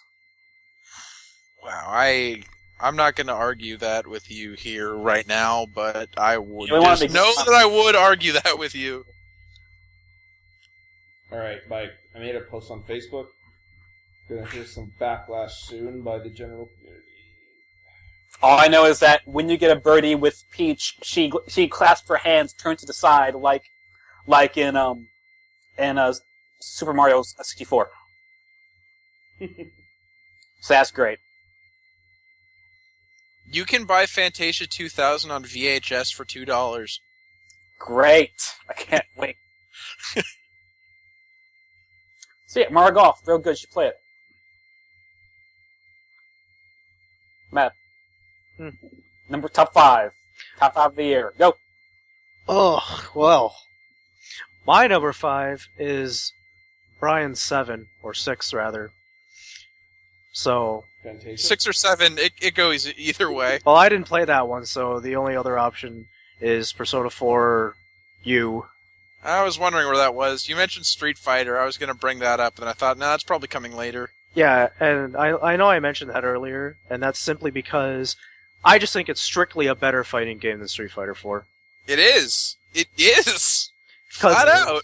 like, unlike Street Fighter, it actually has a story integrated into it that actually is well done, and Hold it's on. Matt, you clearly don't know the story of Street Fighter 4. Okay, see, clearly I don't. Random main character goes along the street fighting people in a search for car, finds car, beats up car, Street Fighter victory achieved. It is Street Right. Fighter. God, I remember the first time I played Street Fighter 4. Like the original Street Fighter 4. I thought, what was the name of the main villain from Street Fighter 4? Juri Han.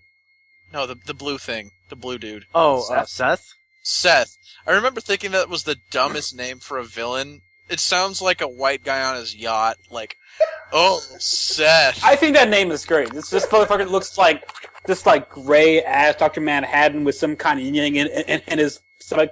What's his name? Seth.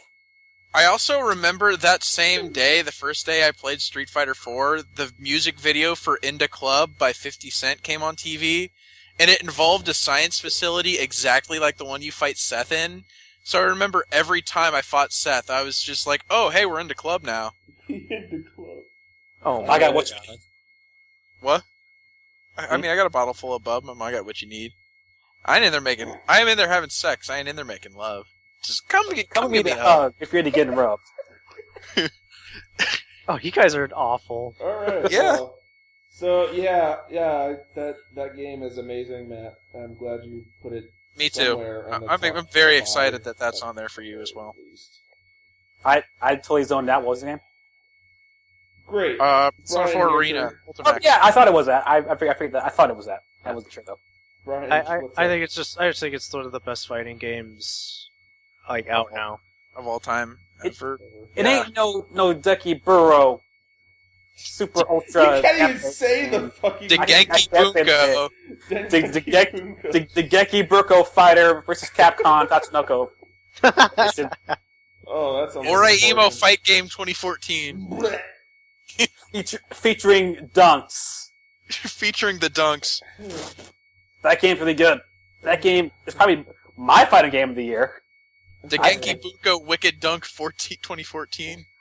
Featuring ISA. Except I wish they would have put in the stupid Dial 8 bullshit, just so then I don't get... Yeah, just so I don't... That did fuck you up with that shit. Just so I don't get scrubbed out by people who don't actually play fighting games. Well, I mean, that's another testament to how good Persona is it does the Dial A, but it does it so well that it's balanced. I like games that do I like all games that do Dial A, because it means I can just turn it on, and someone can, like, just mash A and get a combo.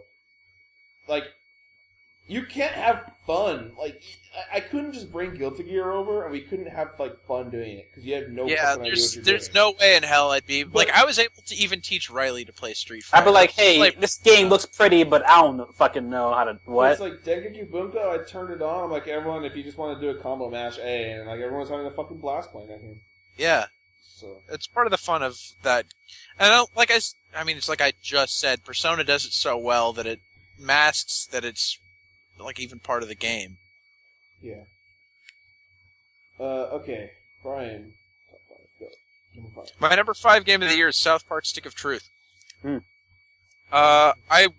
In any other year where the other 4 games above it weren't in the year, or the other, 4 games, that would probably be my game of the year, because I've been watching South Park for about as long as I can remember South Park existing, and every time they released a South Park game, I just got more and more disappointed. Like, I remember the first time I saw South Park, I was in, like, the 2nd or 3rd grade, and I didn't really know what was going on, but I thought it was funny. And then as I kept growing older and older and older, I kept watching South Park, and it's still one of my favorite shows on TV. I'll watch every episode as it comes out. But the fact is, Stick of Truth is like you're living in the best episode of South Park ever written. The fact that Matt Stone and Trey Parker were present for the entire development of the game and wrote the entire game, and then they did all the art for it, and they created this entire, like, South Park story inside the game, is so cool, and it's so goddamn funny. Like, every time I try to think of the funniest moment in that game, I think of another one that I think is funnier, and it just never stops, because the game is so consistently funny, and so well written, and so well voiced, that it's really hard for me to pinpoint down a favorite moment in that game, because the entire game is just that good. Although I gotta say a highlight is definitely giving Randy an abortion. Probably up there. I still think the guy fucking a horse in the living room was pretty good too. That was also pretty good. Also, having a boss fight with an underpants gnome while your parents are having sex as in the background. Yeah, that's probably it. It's it. That's really also good. the last boss fight against Kenny while against Kenny plays. zombie Nazi Princess Kenny. While the song plays. Yeah. God, that game is just so fucking incredible. Really good. You mean like Game of Thrones Princess Kenny, Zombie Kenny? Yeah. Yes. Wow. That. And then the theme song from the anime plays. Wow. Like Nazi Zombie Kenny. Oh yeah, he speaks in Hitler quotes. Like actual sound bites of Hitler. Wow. That game is something else. That game is so goddamn good. The fact like the classes you could play as is Jew. It's Jew. The 4 classes you can pick Jew. are Warrior, Mage, Rogue, and Jew. Great. God, I love that game. That game is so well written. Also, Carrier Raven is really funny. It's really funny to read. Yeah. AKA Twitter. And then when you go to Canada, and then it's an 8-bit game, and the entire world, the entirety of Canada is an 8-bit, and it's like an old school RPG. God, Or when you have to dress as a girl to infiltrate the girls' club, and they say sunshine, because sparkles everyone. Or when you have to become goth to get the goth kids' trust. You have to take like a picture in front of like the PTA that says like "fuck something." I've always said it said "fuck something." Yeah, and then Randy becomes your like best friend because of it. That game's something else. Amazing. And then Brian, what are your last words in that game? My what? The last words of your character in that game. I don't remember. I remember like your character is silent the entire game, and then he finally says something at the end. And I remember just laughing through the entirety of the credits. The thing he says is, "Screw you guys, I'm going home." Screw you guys, I'm going home. Isn't that Cartman's thing? It is. Yeah, it is. Well, But it hasn't been for like the past 8 years. Wow. so that game is my number 5 just because it's so goddamn funny consistently the whole way through because it's Matt Stone and Trey Parker at the top of their game doing what they do best. Speaking of South Park, real quick, Brian, I don't think I mentioned it, but I was at Mike's, and he showed me the episode of the one that where they were playing Magic. Oh, we got cock magic? Talk about it. Randy's cock magic is so good. It's the drums. The amazingly Randy. No, Brian, it was So good. the drums got me. The what? The drums. Oh, yeah. That shit was impressive. I wish I could do that. You know what's really funny is the fact that in memory of Kenny being so good at Magic the Gathering in that episode, they actually gave Kenny a Pro Tour spot. He has an actual DCI number. You can look it up. That's Kenny McCormick, and he's an actual contestant in the Pro Tour. Oh my god. Oh, Lord. Well, I'm glad Wizards condones it. Okay, my number 5 game of the year is NBA 2K15. Of course it is. Wow, another very Mike pick. Basketball. I've put this literally, one makes Yep. sense, alright? Just saying. I put literally hundreds of hours into that game, and it's the most played game I've played all year. Like more than League of Legends, more than Mario Golf, more than Power Baseball. I play NBA almost every single day, Thank you, and Brian. because quite simply, it is, I'd say, the best sports game ever made. Whoa, Online? look, Jay-Z didn't produce this one, so this game's No, number it was Pharrell who produced this one. No, Pharrell just curated the soundtrack. That's not producing it. I suppose. But yeah, I mean, this game looks jaw-dropping by any standard. Like, you can put it up against the best looking games of this year, and it stands right with them. It simply looks that good. If you're not paying attention, it looks like a real basketball game. It and looks it feels so like good that you didn't nominate it in our fucking category of best looking games of the year. Because I didn't think I could convince you guys to make it win. So You I could. didn't. No, it probably didn't win, but we fucking threw Advanced Warfare in there, so I don't know. You could at least just throw it in there for the hell of it. I probably should have. We But threw fucking Mario Kart 8 in there. Anything can make it in that game looks competition. good. Shut up. That game looks good. That game looks really good. But no, that's just the way they revamped the career mode and the GM mode, and the new conversation system is really kind of surprisingly entertaining. Like Brian saw a screenshot I took of a guy where I was talking to him about practice intensity, and he was like, "Oh, thanks, I haven't been this excited since Joffrey got killed in Game of Thrones." Which was a line in the game, which threw me for a goddamn loop. But yeah, as a basketball fan, there has never been a game better than this. Do you play online? That's the only problem I found out. Online is still kind of sort of broken. Oh. It's like the netcode just is not there. Like I feel the lag in it, and I just can't get past it. And it's still something that EA has nailed down because their games feel the same way online and offline. Yeah, but you think that if they can make like shooting games feel fine online, that they could make a damn basketball game feel pretty flawless online? It comes down to what netcode they're using. Their netcode isn't that good. Unfortunate. That is the only thing keeping it from being a perfect game, in my opinion. Because everything else is just so outstanding. And again, this is my obsession. This is a game I play almost every single day, and I kind of want to play as soon as this podcast is over, actually. For the record, weren't you thinking of skipping this year? I was thinking about it. Then I saw all the improvements they made, and I'm like, well, I'm going to buy this game by midnight. And I did. Then you heard Happy by Pharrell play in the background, and you were like, yeah, Nope. this is it. No, then I heard the words motion offense, and I kind of got wet.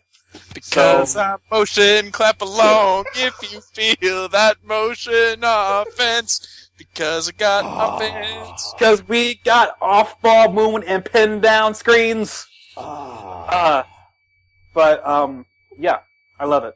Number 5 game of the year. I kind of even played with it having been number 1, but there were 4 games better than that came out this year. So, but I seriously consider putting NBA 15 as my number 1 game of the year. Mike, if you put that game as your number 1 game of the year, You would be surprised, would you?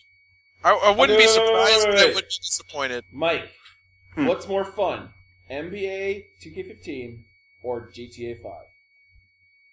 NBA 2K15. Got there. Yeah, Fucking outta NBA 2K15, It best game of 2013. It is- Matt, it is- you're number 4. It is more fun. It's not a bet. Matt, you're number 4. Matt, number 4. Go. Oh Tell wow. us your abortion. Oh, Last of Tell Us. us your Fun. abortion.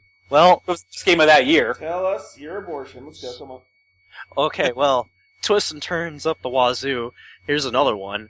Why not? NBA 2K15. Boy, that would get tense. And NBA played its entire time. That's NBA 2K15, quote from Matt Olson, I made Kurokos in it, quote unquote. and you can Just totally like- do that too. And I actually did make Kuroko in NBA 2K14. No, Matt's just like, number 4, Mike, go boot up your game and look at leaderboard number 1, bitch. But blow my goddamn mind, and I would stop and play the game. Number 1, See, Mike's a bitch.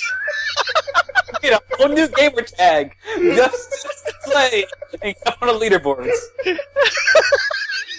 That would be dedication to the joke that I would support. Oh my god. Oh, if only. That's the dedication right there. If only, Mike. See, the thing is, if it were actually true, though, I think Mike would demand that I get off my ass, go over there, and like Play right now? and challenge him to a game. Goddamn right. Matt, I'm gonna fly you I'm to the best Chicago in the world. on my dime right now. Pack up your PS4 controller and get over here. I would pause this podcast and challenge you right now. Anyways. Yeah, alright. What's your real number 4? Number 4. My real number 4 is Project Eva F2nd. Yeah, Oh. got them. That's some Hashtags got them, Bullshit. bitches. Really, That this was- fucking rhythm that- game ass shit. Look, By the way, If- today I learned Matt owns Project Eva F2nd. if what's his face from Kotaku had that in his top 5, Matt can have it in his top 5. Wait, I mean, Matt, don't how get do me you own wrong, that like, game? like, World's End Palace Dance Party song is really fucking good, but Except that's not really, in that version. well, fuck everything. Fuck this game, man. What the fuck? Matt, what do you don't even own that game. You're right, I don't. I'm like, wait, you don't own a console. that you Demo can play. for President Eva F is the fourth best game of this year. But I'll tell you though, in the 3 days I spent in Tucson, Yep. half of it was spent because apparently Oda dumb, and he has like 2 PS3s, I guess, and there's something weird that went on with his save. So he said that he could, in theory, get like the save back, but it was too much of a pain in the ass to do it. So he's like, well, you got to play it on normal to unlock hard. Yeah. Then you gotta beat them all on hard to unlock extreme. Yep. So I did that. Yep.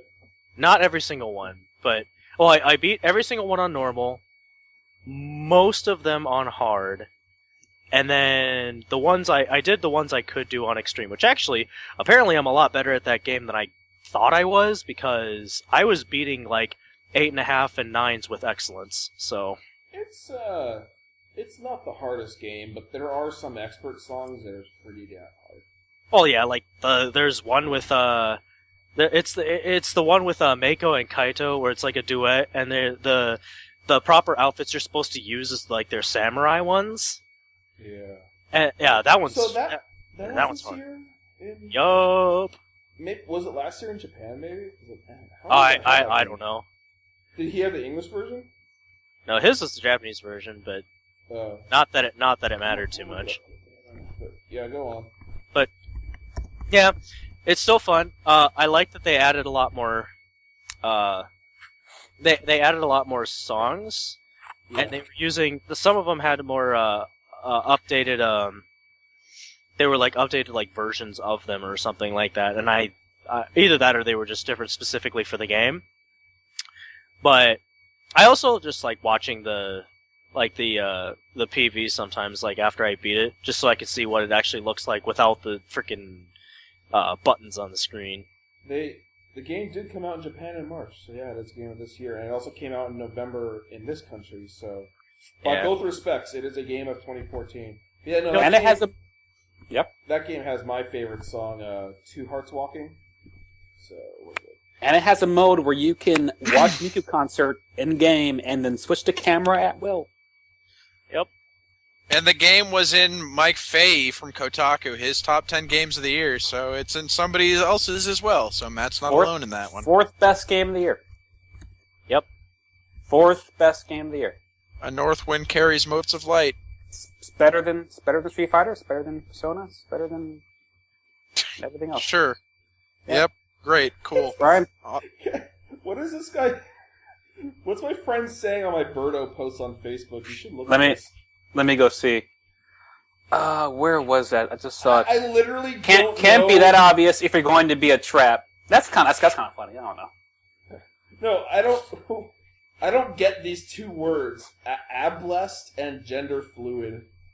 Oh, okay. All right. Wait, hold So on. let's get into some social justice really quick. I have, to this day, no idea what ablest is. Gender fluid means that you don't identify with any gender, so you're not a... Oh, did Brian go? Brian?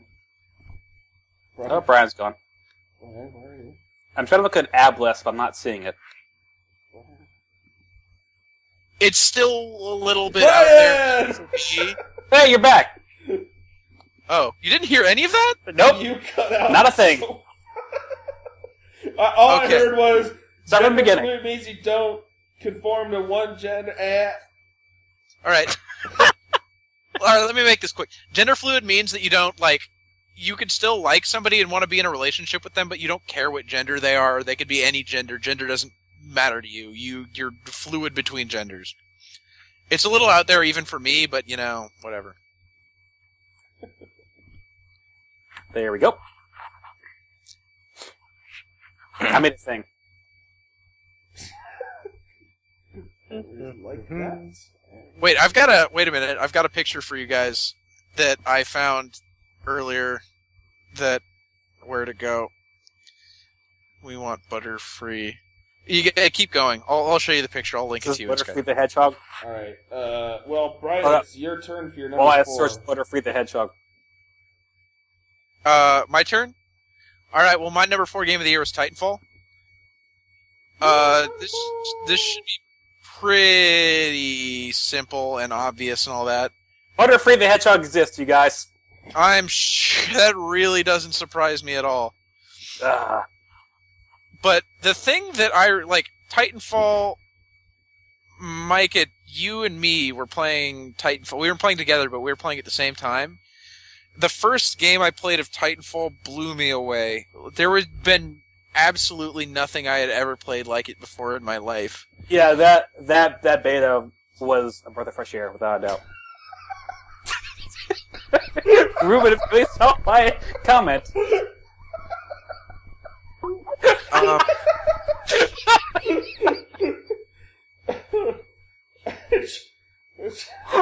I don't know if I'm supposed to like that. I don't know either. I'll probably But it like it. sounded really funny in my head. What the hell? The hell's so funny? I like it! There we go! What? Mike, you should like it. You should like your own post. Oh god. You should Wait. like that, Mike. Oh god. Wait, what am That I? was one of the dumbest things I've ever read in my life. Oh, that was really stupid. That was really stupid. Okay. Is this Raphael character serious? Probably not. Based on his profile picture, Okay. it looks No, probably. you can't take that seriously. It's his I don't think he is, but I decided to go with the joke of him saying you can't journalize Birdo by saying I'd fuck Birdo in the mouth. I would fuck her in the mouth. Brian, Like, he's in a healthy relationship. He has a fiance, and that picture is a joke. So I'm pretty sure he's being like 75% joking with these comments. okay, well, good. But Mike, this started out as a podcast going through our top 10 games of the year. This became a very questionable. Now we're at for fuck deep Birdo in the psych. mouth. Yeah. Boy, by the way, this picture is going to be our featured image, Brian. Thank you for the picture. You're welcome. But what was I was talking about? Titanfall's great. We all know. Okay. We should move Right, on. well, there was something I was gonna say to Mike about. Oh yeah, that's why you like going to the fucking girls' locker room. You like spying on Birdo, you perv. Hey, I was Coco. I'm allowed in there. Are you really? That's where they am.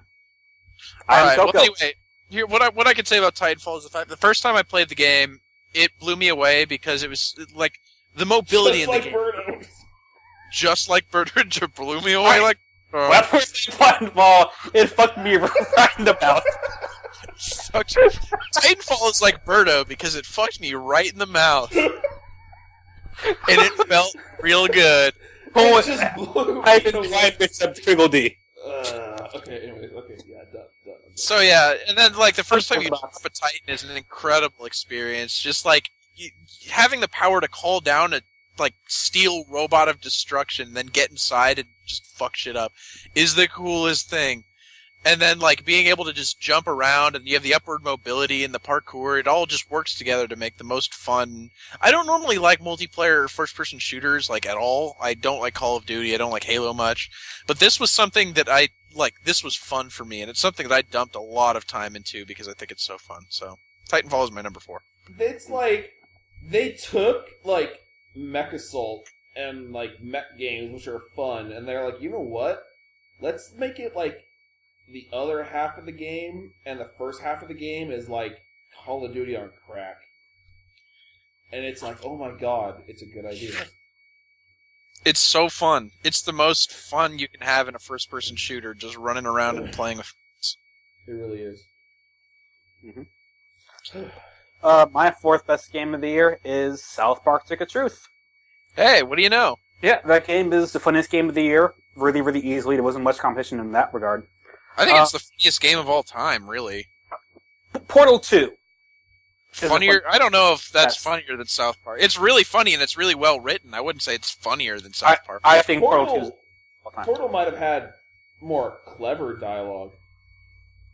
Well, Most in terms clever of dialogue. in terms of a funny game, I think the only thing I can think of off the top of my head that actually made me laugh when I was playing was probably Conker's Bad Fur Day. I was going to Really? say, Conker's is pretty How close. old were you again? How old was I when I played that? Yeah.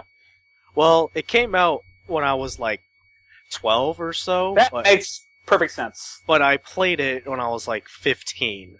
That makes perfect sense. But it's just because, like, and I still to this day occasionally hear this song, and Great Mighty Pooh. yes, because it's funny. Uh-huh. I am the greatest mighty poo, and I'm going to throw my shit at you. I think South Park is like in the top 3 of funny games of all time. To me, it is Portal 2, Psychonauts, South Park. I would go South Park, Psychonauts. I think Portal's writing is very clever in the way that it's funny, but I wouldn't use it as funny in the traditional sense. I laughed out loud more times in Portal 2 than I did in South Park. I didn't. I laughed way more in South Park than I have in any other game, like, ever. But, no, South Park is the splitting image of a TV show, which is incredibly impressive. Every single frame of that game that you're playing could be on the TV show. Without a doubt. It was incredibly impressive, and might be the best licensed game of all time. Like, I will get on my knees for Batman Arkham Asylum any day of the week. But South Park might be the best. Batman Arkham Asylum's a great game, but I don't think it fits the license nearly as well as South Park does. Like, South Park is an episode of South Park that is playable. And I don't think you can say that about really any other licensed game. Like, there are very good licensed games. There's another one that came out this year, even. But it doesn't fit the license the way that South Park is to a T. Also has a surprisingly deep combat system. Yeah, I didn't mention that. But attacks and defenses in the way... It's very similar to Paper Mario, actually. The original Paper Mario. Paper Mario Luigi Superstar Saga is what I would really go for. Plus, you can circumcise your enemies. As well. Or make them sick and vomit themselves to death. Yeah. And that game is so good. You haven't lived until you're just walking around South Park and knock on a door and open it, and there's a guy fucking a horse in his living room. Yeah. And you're like, okay. You haven't lived until you've been inside Mr. Slave's asshole. With Lemmy Winks being as your guide. Yeah. And the Katata fish. The Katata fish. And don't forget the Mongolians. The Mongolians! Yeah. Right, that game is absolutely incredible. Like I said, the more you think about that game, the more you remember like another even funnier moment than the last one you remembered. It's just so incredible. I love Twitch's parents and the music that played when talking about their coffee. It's so good. It was so good. And somehow that game's not Game of the Year. Because they're better. It's a miracle. I can't believe it. One might say that it's harder to choose a Game of the Year this year than it was last year. Kinda, sorta. Yeah. Actually, I think it is. It's not necessarily that the games are better than they were last year. They are better! Alright, going on number 3, Matt. COD AW. Alright, cool. We all know that game's a game. Alright. That's a fun game. Matt, do you want to explain it at all? I'll give you a chance. The only thing that really drove it for me was not the multiplayer, because it's just like any other COD game, really. I disagree with the whole exosuits now. It's a lot different. It is, but I don't like it. But I am glad that they actually, and this is actually what gave it points, is that it allowed you to play the game like you always have before without that dumb bullshit. Because, like, the thing is, like, being able to maneuver around like that, it's just, I would just rather do it in Titanfall. I feel like the whole double jump thing and the air dash thing is just a sloppier Titanfall. I thought it worked great in that game. It just... Like, that game's not trying to be Titanfall because, there's no warning, no anything like that, but, like, the exosuits added a really good verticality to the levels that I never really used. But, like, I liked the guns, I liked the visuals of it, but mainly, more than anything, it was actually the campaign that I enjoyed the most, so... It was good. It was a good campaign. And, like, the fact that the cutscenes were better than Halo 4's was, like, nuts. It's still CG, though. It's not in engine. Alright, so Matt's number 3 was Kevin Spacey. Brian, what's your number 3? My number 3 game of the year was Shadow of Mordor. I know, Mike. I know that you're going to have something to say about this later, but I'll get us started here. Mm-hmm. Shadow of Mordor is a very good action game and a very good Assassin's Creed clone. It's an Assassin's Creed clone with Arkham's combat mixed in, and that works very well. It's a great mix. I think Assassin's Creed. This year in particular, yeah. Without it definitely did. But like, it's a great combo and it plays very well, but I don't think that in and of itself would have been enough to make a great game. what makes this game number 3 game of the year and like something to really look at in the future of video games is the Nemesis system. Taking the Nemesis system and adding that to the game makes it something that I want to see in almost any game in the future. If they could include the Nemesis system in the likes of like Far Cry or Dragon Age, something where the characters like learn and grow and change based on your actions and what you decide to manipulate them. It's something that you really I've never seen anything like it before. This year's a lot of stuff that I've never seen anything like it before in video games, and I want to see more of in the future. But this in particular, like I remember when I was at GameStop Expo, I did a demo of this game that was guided by somebody, and as I was playing the game, I'm like, well, this like the combat's really good and stuff, and they kind of glossed over the Nemesis system. They didn't really show it off to its full extent. And then when I started messing around with it, when the game actually came out, I'm like, oh my god, like this actually could change the video game industry for the better. Because it's something that if utilized more often, it creates very dynamic games with stories that like are far more interesting than anything anybody could write. I think that system would be perfect in a next-gen SWAT game, where you're trying to go up against like a giant drug kingpin, and you kind of so work you're from the saying bottom. that the Nemesis system will work really well when it comes out in Battlefield Hardline. Alright, cool. No, I'm talking about SWAT. Like, SWAT 4 was actually made by Irrational before they started making Bioshock. And if they're never going to do this, but if they ever make a SWAT 5, I think it'd be perfect for it. So, Brian, one might say that this year propelled video games as an art form more so than last year. I wouldn't say more so. I wouldn't say more so. I don't know if it's necessarily as an art form. I just think this mechanic in particular is something that could change video games forever. I don't think the game is... like, the story of the game, let's be fair here, isn't great. Throwaway? As a fan of the Middle-earth lore and all the history and stuff, it's cool to see Celebrimbor. It's cool to be involved in Mordor, like, as it's turning from a relatively nice place into Mordor. But all things considered, it's not very special. What makes the game special is the Nemesis system 100%. And the Nemesis system is something that could easily be utilized in future games and make them so much more interesting because you're able to basically create your own stories yourself based on a few characters that interact with each other and you as the player at the center. I'm just imagining, like, Super Mario World with the Nemesis system. Like, remember in Super Mario Bros. 3, the old NES game, you had that asshole in the cloud who throws spikes at you, like spike balls? Oh, yeah! You kill him, and then come back to the level again in a later time, and he's got, like, a fucking, like, armored, like, shell over him. How do you beat me now, fucker? He says that as he descends from the heavens. And then you cut his head off and it zooms in slow-mo. So, my number 3 game of the year, I think it's a very well-designed game, and it plays very well, but I think what really sets it apart is the Nemesis system. And that's why it's my number 3 game of the year instead of something higher, because I think the 2 games I have above it are better full games than Shadow of Mordor. But the Nemesis system, in particular, makes it something really, really, really good and really special. Mm-hmm. My third best game of the year is Titanfall. For a long time, it was my game of the year.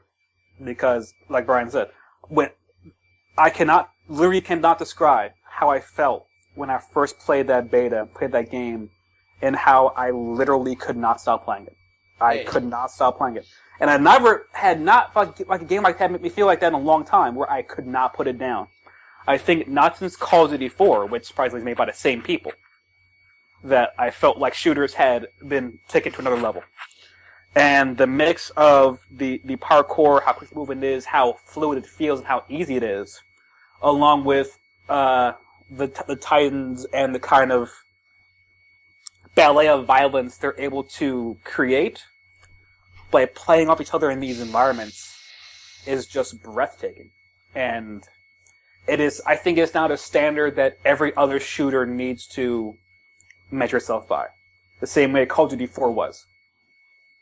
And I'm looking forward to see what shooters are from now on, because it seems like from now on you kind of have to have some kind of jetpack double jump thing in your game from now on, because Call of Duty understood that. And I hope that I mean, what if Halo 5 is a jetpack? And it does. It does. You can actually air dash in Halo 5. And I can sum up Titanfall like this. This game fucked me in the mouth, and I asked for more. You're saying I can't describe how I feel when I first played Titanfall. I can remember the feeling very well. It was, I wonder how much hard drive space I'm going to free up by uninstalling Phantoms. But,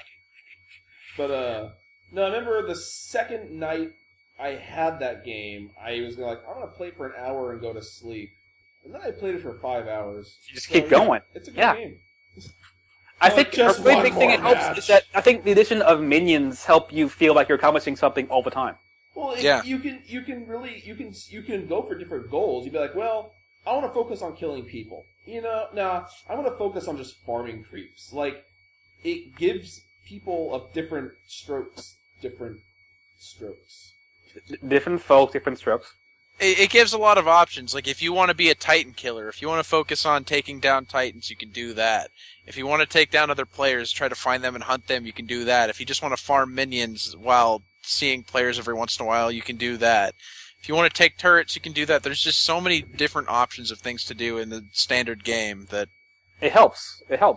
Yeah. And there are few things more satisfying in this world than calling a Titan down, top another Titan, and killing it.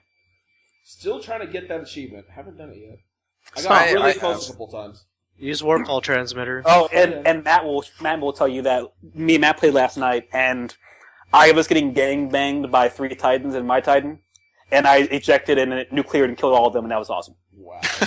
Oh yeah, they were dumb enough. They stood around me. No, actually, no, I threw smoke down so they couldn't see where I was, and ejected out of it, and by the time they found I ejected, they were already dead. You know. Like, when someone is doomed, you fucking know right off the bat if they have nuclear reactor equipped because they just dash at you like a fucking madman.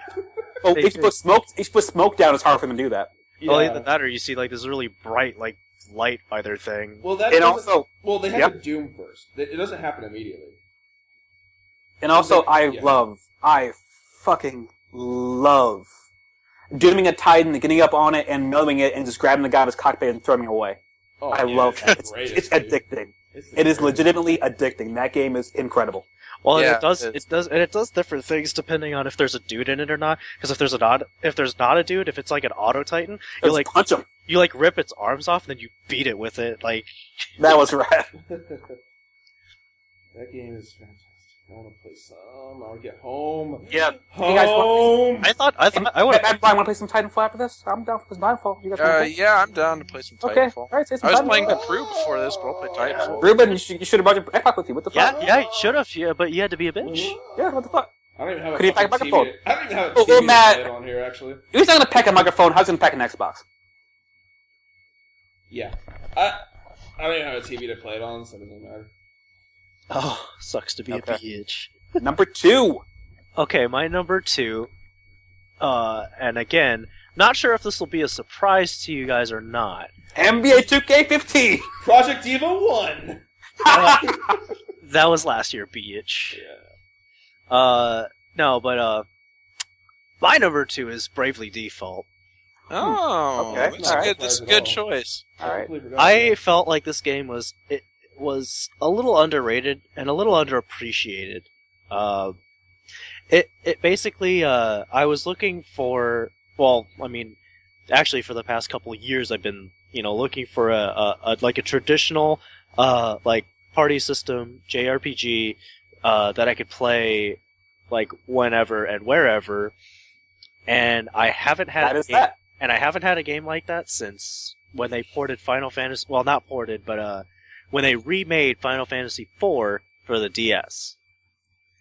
And I haven't had anything since then. I mean, you can't really count Fire Emblem because that's more of a tactics game with RPG elements. Right. So, but this game, normally I hate the job system. I hated Final Fantasy 3 and 5. Wow, I mean 3's, but I like 5. I love job systems. But I think with this game though, it wasn't as tedious as Final Fantasy V, and I think that's probably why I like. Oh, either that or I just like the actual class mechanics. The fact that there's these I don't know how far you got in the game, but there's these once you get to a certain point, there's like these little pillars that you can go to, and all you do is you just push the A button, and then you fight a dragon. And they're all different elements. I found out the dumbest way to beat them. You turn all 4 of your guys into ninjas. And you get this ability, I forget what it's called, some Japanese word, I can't remember. But anyways, what it does is it allows you to dodge, like, the next physical attack. Like, regardless if it's an AoE or a single target. And I just have them all do it, and if they do dodge it, they automatically counter, and I equip the skills that make your counters crit, so I would literally just have all 4 of them just do that, so then when the dragon uses his AoE breath, it counts as physical, so then all 4 of my guys would counter him. That was the game that you didn't actually have to play, right? Yeah, you could, if you didn't like grinding, it gave you the option to where you could input certain commands, and you could let it auto, and then it would just repeat those same commands for the next one. And then you could set the encounter rate to like 200%, and you just run around, get to the thing, let the auto. Oh, you speed up the battle too. You can speed it up to like 4 or 8 times. So like the battle go really quick, and then the only time you have to push a button is when it gets to a results screen. I remember bitching about that when it came out, but upon further retrospective, that is the perfect fucking RPG. Yeah, because like for people who like, it's like, I hate grinding. Yeah, because it's like, oh, I wasn't powerful enough to beat this boss. Let me just run around for like maybe 15, 20 minutes. Oh look, I gained 10 levels. Oh, let's go fight the boss again. Oh look, I win. But yeah, like I liked the art to it as well. It had a very unique art style that was it didn't remind me of Final Fantasy, and I like that. And that's not to say that I hate Final Fantasy, but I just feel like the whole franchise has now become I don't know, just not. I hate to word it like this, but I don't have any other way to word it. But it ain't what it used to be. Oh God. No, now we got day-night cycles.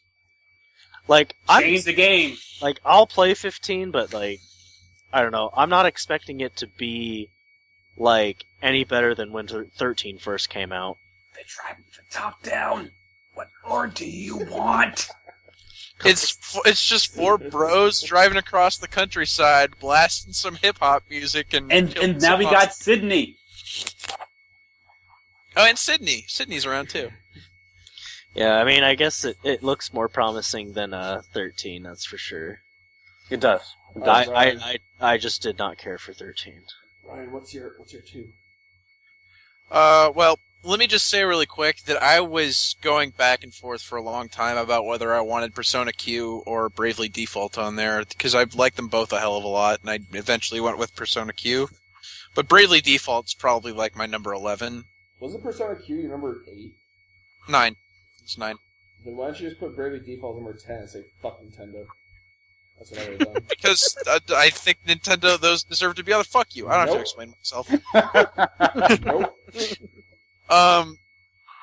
What else was like? There was something I was going to mention. Oh, I got a game for Christmas that I really like a lot that's really interesting called Fantasy Life. I don't know, I think there were a lot of people back there that were playing it, but I like it a lot. It's very interesting. I'd recommend checking that out.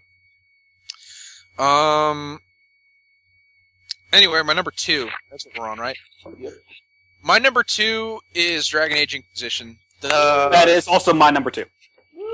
Is it really? We both Yes. got number 2 for Dragon Age? Yeah.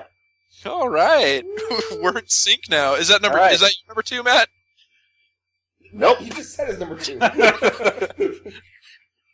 All right. Well, I picked Dragon Age Inquisition. When I first went into it, I really didn't know what to expect. Dragon Age Origin was one of my favorite games of all time. Dragon Age 2 was fine, But it was, like, the recycled environments, what was that about? Didn't look very good. The story was kind of all over the place. I didn't mind it. I thought the story was fine, but it was all over the place.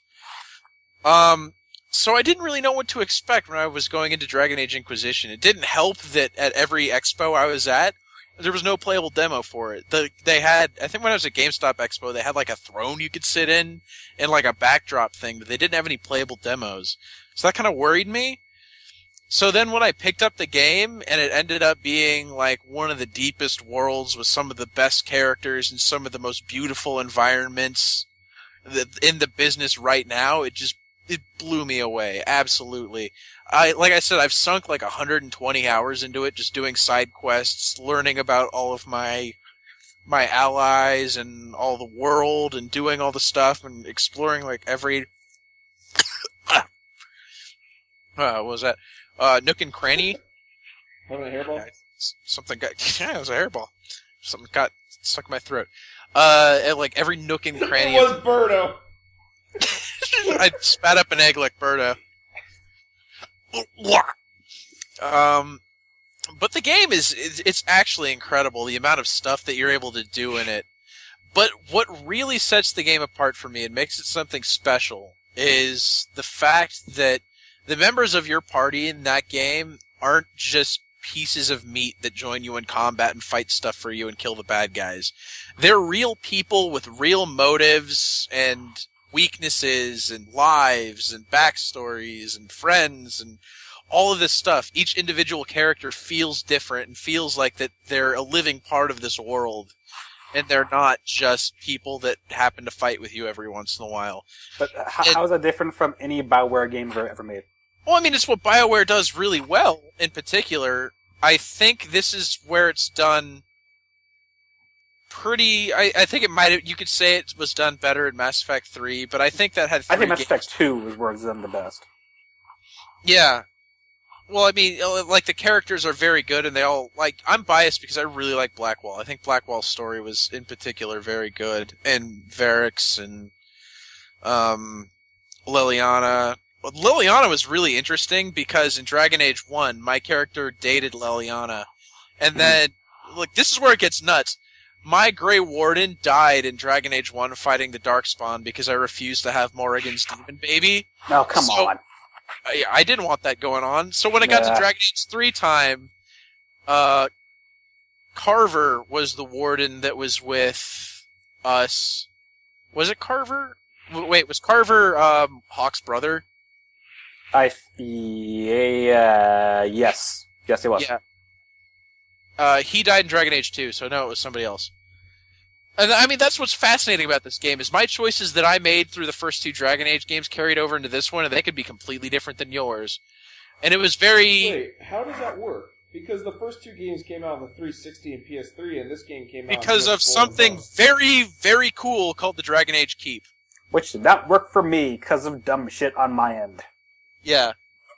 Well, I mean, that's your problem. It worked for me. That is my problem. Cool idea, though. Yeah, Ruben, if you go to DragonAgeKeep.com, it literally has every potential decision you could make in both Dragon Age games, and then you're able to, like, pick and choose them based on your save files, and, like, make the hottest bitches. Yeah, basically. You want. And then that will carry over into Dragon Age 3. But between the characters and then the world is gorgeous. I've never seen a game world look like that. The first time I stepped foot in the Emerald Graves, it blew me away how beautiful the forest was, how meticulous everything was. Or like when you first go to the desert, or when you're on the Storm Coast and you see the rock formations jutting out of the ground as the waves crash. The game looks absolutely incredible. And it's just all of these things came together into this, like, 120 hours of my life I dumped into this game. And it's something very special, and it's something that I look back on and I'll probably play again, like, as a different character and make different choices and decisions, and it'll be something very different than what I played the first time. It's so incredibly deep as an RPG, and it's really hard to think of any RPG like it that is able to match its sheer scale. Like, even Skyrim, had a lot of the exploration of this game, but there's so many different varied environments that you're able to go to and check out. The world is so much deeper than Skyrim's. I wouldn't say that, because As far as its history, the you go to history... hell. You go to hell. In Skyrim, you go to hell. Well, that's true. And this one, you go to the Fade. Yeah, I guess. Keep in mind, Brian's seen 4 times as much of this game as you. Yeah. True. He's got a point. But that's why that game is my number 2 game of the year, because it's admittedly the one problem I had with it is some of the side quests are kind of go Pointless. here, get that. Yeah, Go here, get that. go hunt 6 deer and bring it back here. And while I don't mind that very much, it does get a little bit repetitive, but it makes up for it with the other side quests that are actually important, where you do meet these characters and you do a lot of stuff for them, and they'll join the Inquisition and work for you. But that game has like a really like action RPG style of combat where you can just like go find 6 deer. Okay, you go slaughter 6 deer in like 10 seconds, then take back the corpses. Right? Those deer are hard to catch sometimes. Yeah. They do flee from you. Bitches. Well, if you're using Varric, he's able to gun him down pretty quick. I had But a hammer. So I think the other thing that I really liked about Dragon Age Inquisition was the fact that the stuff that you did in that game, like if you helped out a character and they joined the Inquisition, it was really interesting seeing the Inquisition grow from something small into something really big that had like clout in the politics of the world and the arms and all that. Yes. Yeah.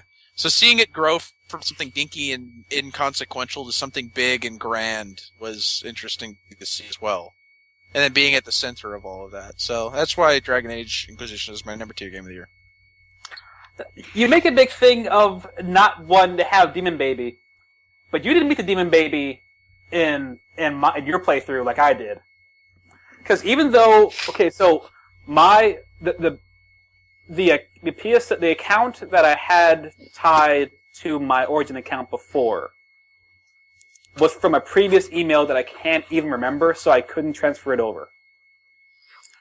Even so, most of the choices I made in 1 and 2, I kind of lucked into, and they were still here. So I did meet my, quote-unquote, my demon child, and he seemed pretty cool. Well, mine didn't exist. And Morrigan shows up at one point, and she seemed kind of down about that.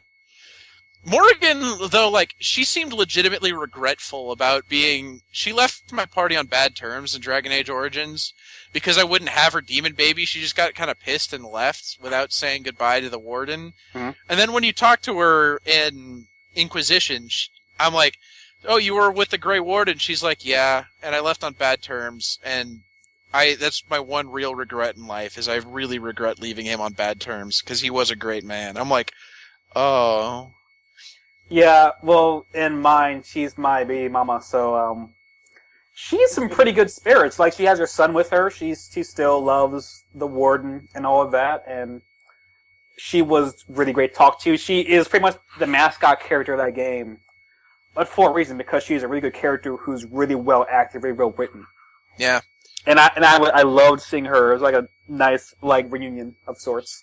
Let's go social justice really quick. This is the first game to really prominently feature a transgender character. And who? The dude that's with Iron Bull. Like his right-hand man. Oh, I'd never talked to him, so I didn't care. Well, he's actually voiced by Jennifer Hale. Word. Okay. Yeah.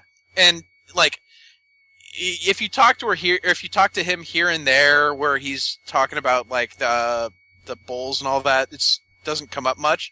But if you really dig into Iron Bull's story, it goes into his backstory, and you're like, wait a minute, you're a woman? He's like, well, I mean, I was born that way, but that's not who I identify as. What are you gonna do about it? And then you're like, oh, nothing. That's just kind of, huh. So this is the first, and he's actually very well written. Like once you go deeper into his backstory, so. It's really cool that they featured a transgender character so prominently, and Jennifer Hale did a really good job.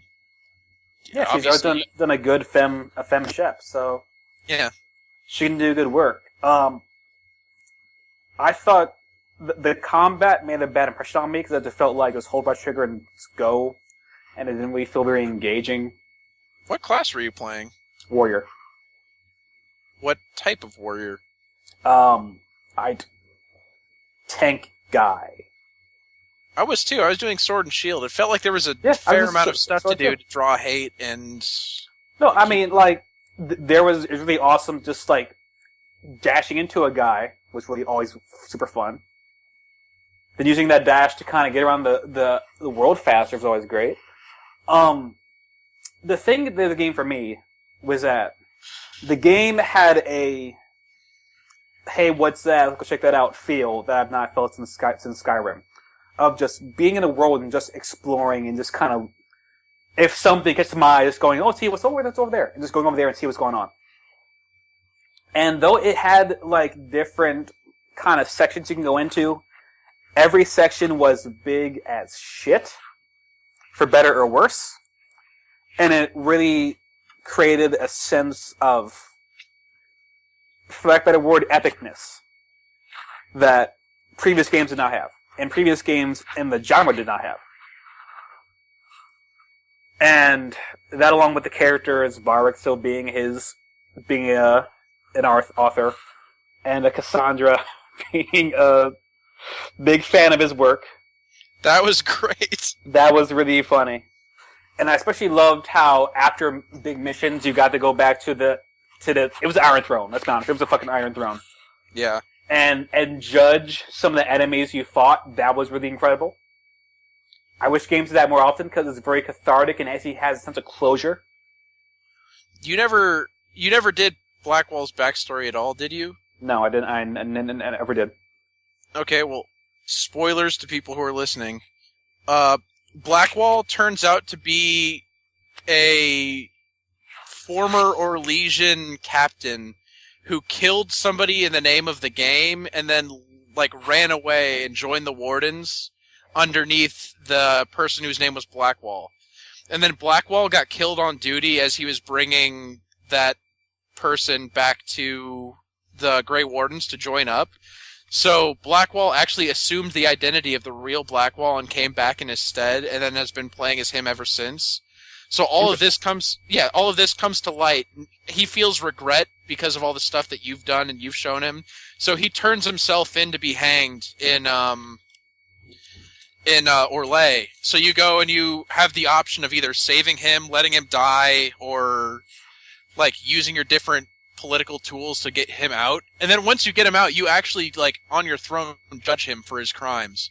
And you're able to do any number of things, from, like, sending him after the Inquisition is over back to the Grey Wardens to serve out his sentence, or actually just kill him on the spot. Or it's really, like, that's interesting that you have that power on the throne.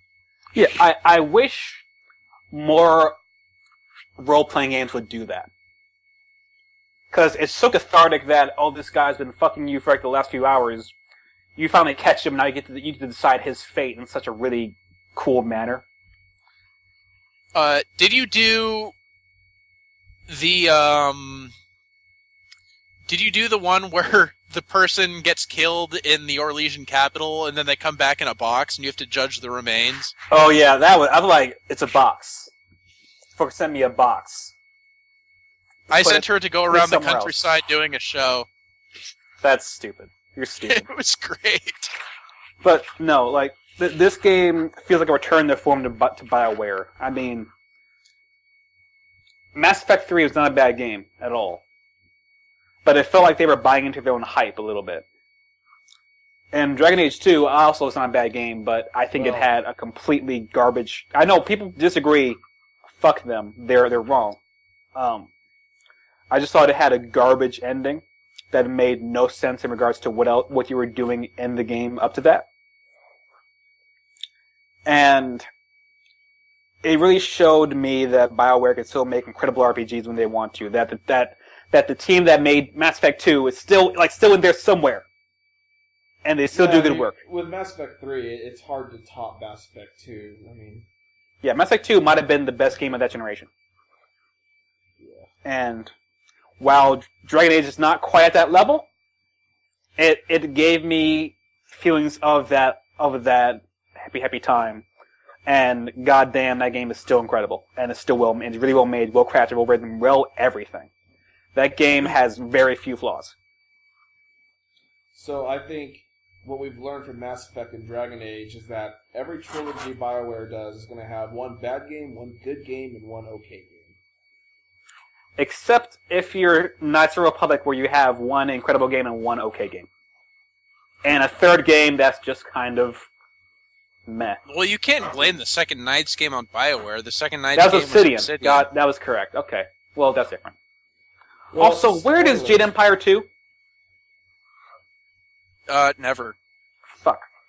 Spoilers. I think it's time. Wow. So long 10 as years. Microsoft owns the rights to Jade Empire, I don't know. Okay, well, I've one played that day. game before. that's Yeah, alright. no, spoilers. Dragon Age Inquisition is going to be my 2015 to 2014 game of the year. All right. Matt, Oh, I think at this point it's pretty clear what my number one is. Wait, what's your let me game of the year? guess. I don't know. League of Legends. NBA 2K15. NBA 2K15. Yeah, that's what I thought. Counter-Strike Go. No, that was last year, bitch. No, Tommy. We You already know. said Titanfall, so what else do you have? I didn't say it yet. Oh, shit, I thought it was number 3. What was number 3? My number 3 was COD. Oh, shit, I thought it was 4. No, Titanfall! Okay. Because anybody who knows me at all knows that it's like, oh, we're gonna put a first-person shooter and we're gonna put mechs in it. Okay, Yeah, that's basically built for you. like Oh, Malneona guy. yeah, like if you know me at all, like then you know that this game was like someone just decided to take everything I like in a game and just make it. So it's like, Mike, hardly. and I never got to play the beta, so Yeah, you should see Molly's status. It's kind of sad. Like, not the sad we're used to, but oh, sad. I'll take a look at it. Bakumatsu thing? So that to be the last anime you see in the year, that's just you poor thing. She's got like 24 hours to watch something else. Something a lot better. She just marathons Also- Bakumatsu and then watches like one episode of Love Live right before the year ends. Also, let it be known that Kotaku, whoever did that article recently for their top 5 anime of 2014, is pleb. Dude, I refuse that. I'm gonna go look at that. Don't mind me. Anyways, okay, so Titanfall, we talked about it a lot already. Is there anything you wanted to add, Matt, or no? Not really. Alright. I don't really have a Me- whole lot. Me and Brian are going to go off on our number ones. Brian. All right. Well, Wait for my you number and one me. game of the year. Me and we're kindred souls in this. We're in this together. Our Ruben and I's number one game of the year, like easily, is Bayonetta 2. Bayonetta 2. Oh. I- Game, it's like you start playing it, and you're like, this is fucking epic. And then you get to like the first Lumen stage, and you're like, this is probably the pinnacle of the game. And then it's not. Then it keeps And then going. It It keeps just building keeps going. pinnacles. That game literally doesn't stop, and it won't stop for anyone. That train keeps Can't rolling stop all the stop way to until get enough. the very end. Well, it's like I said in my write up about this. It's very few times in my life that I play a game and I think like this is the pinnacle of this genre. There's literally nothing else I could see in this genre doing anything different that would make it better. Bayonetta 2 is, I think, the absolute pinnacle of the action genre. I don't think there is any possible thing they could change about that game that would make it any better. I mean, all they could do is just like add weapons and levels. I don't know what else. Yeah, you're right. Yeah, that's like, all they could could- do. If they did a Bayonetta 3 where they made new levels and they made new bosses and stuff like that, it would be different, but it would be just as good. I don't see them improving on it at all. Right. The more I play that game, the more just absolutely perfected it is. I tried really, really hard to find fault with that game somewhere, just so I had something negative to say about it, and I really can't find anything negative to say about that game. I'll tell you one thing. Those fucking witch trials at the end of the game are way too hard. If I still had a Wii U, I'd still be attempting them right now. But the thing is they're not hard because the game's making them just especially hard. Any mistake you do isn't the game's fault; it's your fault. Yeah. The controls are just that good, where everything you do is your fault. It's not the game, and it's just from the first scene of the game, the humor is on point. The writing is just as good as the first game, if not better, because we don't have to deal with the whole amnesia thing for the first half of the game. Right. And then the graphics are. I personally think the graphics haven't really improved because the Wii U can't handle anything better than that. I disagree, but I think the first game and that game look the same. If anything, I've said this a million times. My only gripe with the game is the fact that it was on Wii U. The graphical upgrade it could have had on a PS4 or Bone just would have been. Well, you can't hold that against them because nobody was going to make it for the Xbone or the PS4. It would literally not exist if it wasn't for Nintendo. I can't go against it. Ugh. It's just a shame. I wish I could go back in time and own Microsoft and fucking hold Bill Gates hostage. Be like, hey, throw money at fucking Platinum Games. Fuck you. Well, if they weren't paying attention to it before, you could be damn sure they're paying attention to it now. Yeah, and hopefully Microsoft can throw more money than Nintendo can. Well, Microsoft clearly paid attention to something because they threw Platinum Games money to make Scalebound. But they were already developing that before Bayonetta 2 came out. They were, yeah, but, they saw something. Maybe that's why Microsoft wasn't willing to throw money at them for Bayonetta 2 as well, because they were already working on Scalebound. Maybe. So really, you could just Bayonetta blame 2 was just so much fun. I beat the game and just went back and played levels. I was like, I just want to keep playing. I'm done with the game, and I'm just going to keep playing it. Fuck it. Moon River. The music, I like the music better. I like the weapons better. The enemies, they have the same style, the same introductions, and then they fucking throw you for the curveball when they start introducing the demons. And you're like, holy shit! That that opening action sequence in the game where you summon the demon to kill that angel, and then the demon goes rogue, and you gotta fight it instead. That's just really good. Amazing. You're like, man, this is the beginning of the fucking game. And I love those badass names they gave the demons too, like Insidious. Yeah, everything about that game. I actually cannot find a single fault with that game. With the rest of the games on my list, I could find faults with them. They all have problems. This game is flawless. Absolutely flawless. The problem is there's a third Bayonetta. That's my only fault. Just give me more. She does have the best ass in video games.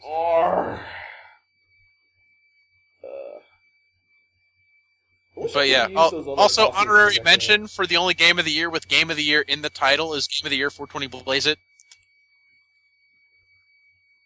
What? There was a game that came out called Game of the Year 420 Blaze It. Look it up. It's free. The last boss is Shrek. Of course it is. Does he say it's all over now? No, I don't think so, actually. But, in order to keep your health up, you have to drink Mountain Dew and Doritos. Oh, that game. That game looks two stats for hunger and thirst for dew. It's really good. Game of the Year, 420 Blaze It. I only usually have Game of the Year title. Better than AC Unity, 8 out of 8. WoW out of 10. 420 out of 420. Smoother launch than Battlefield 4. GG well played.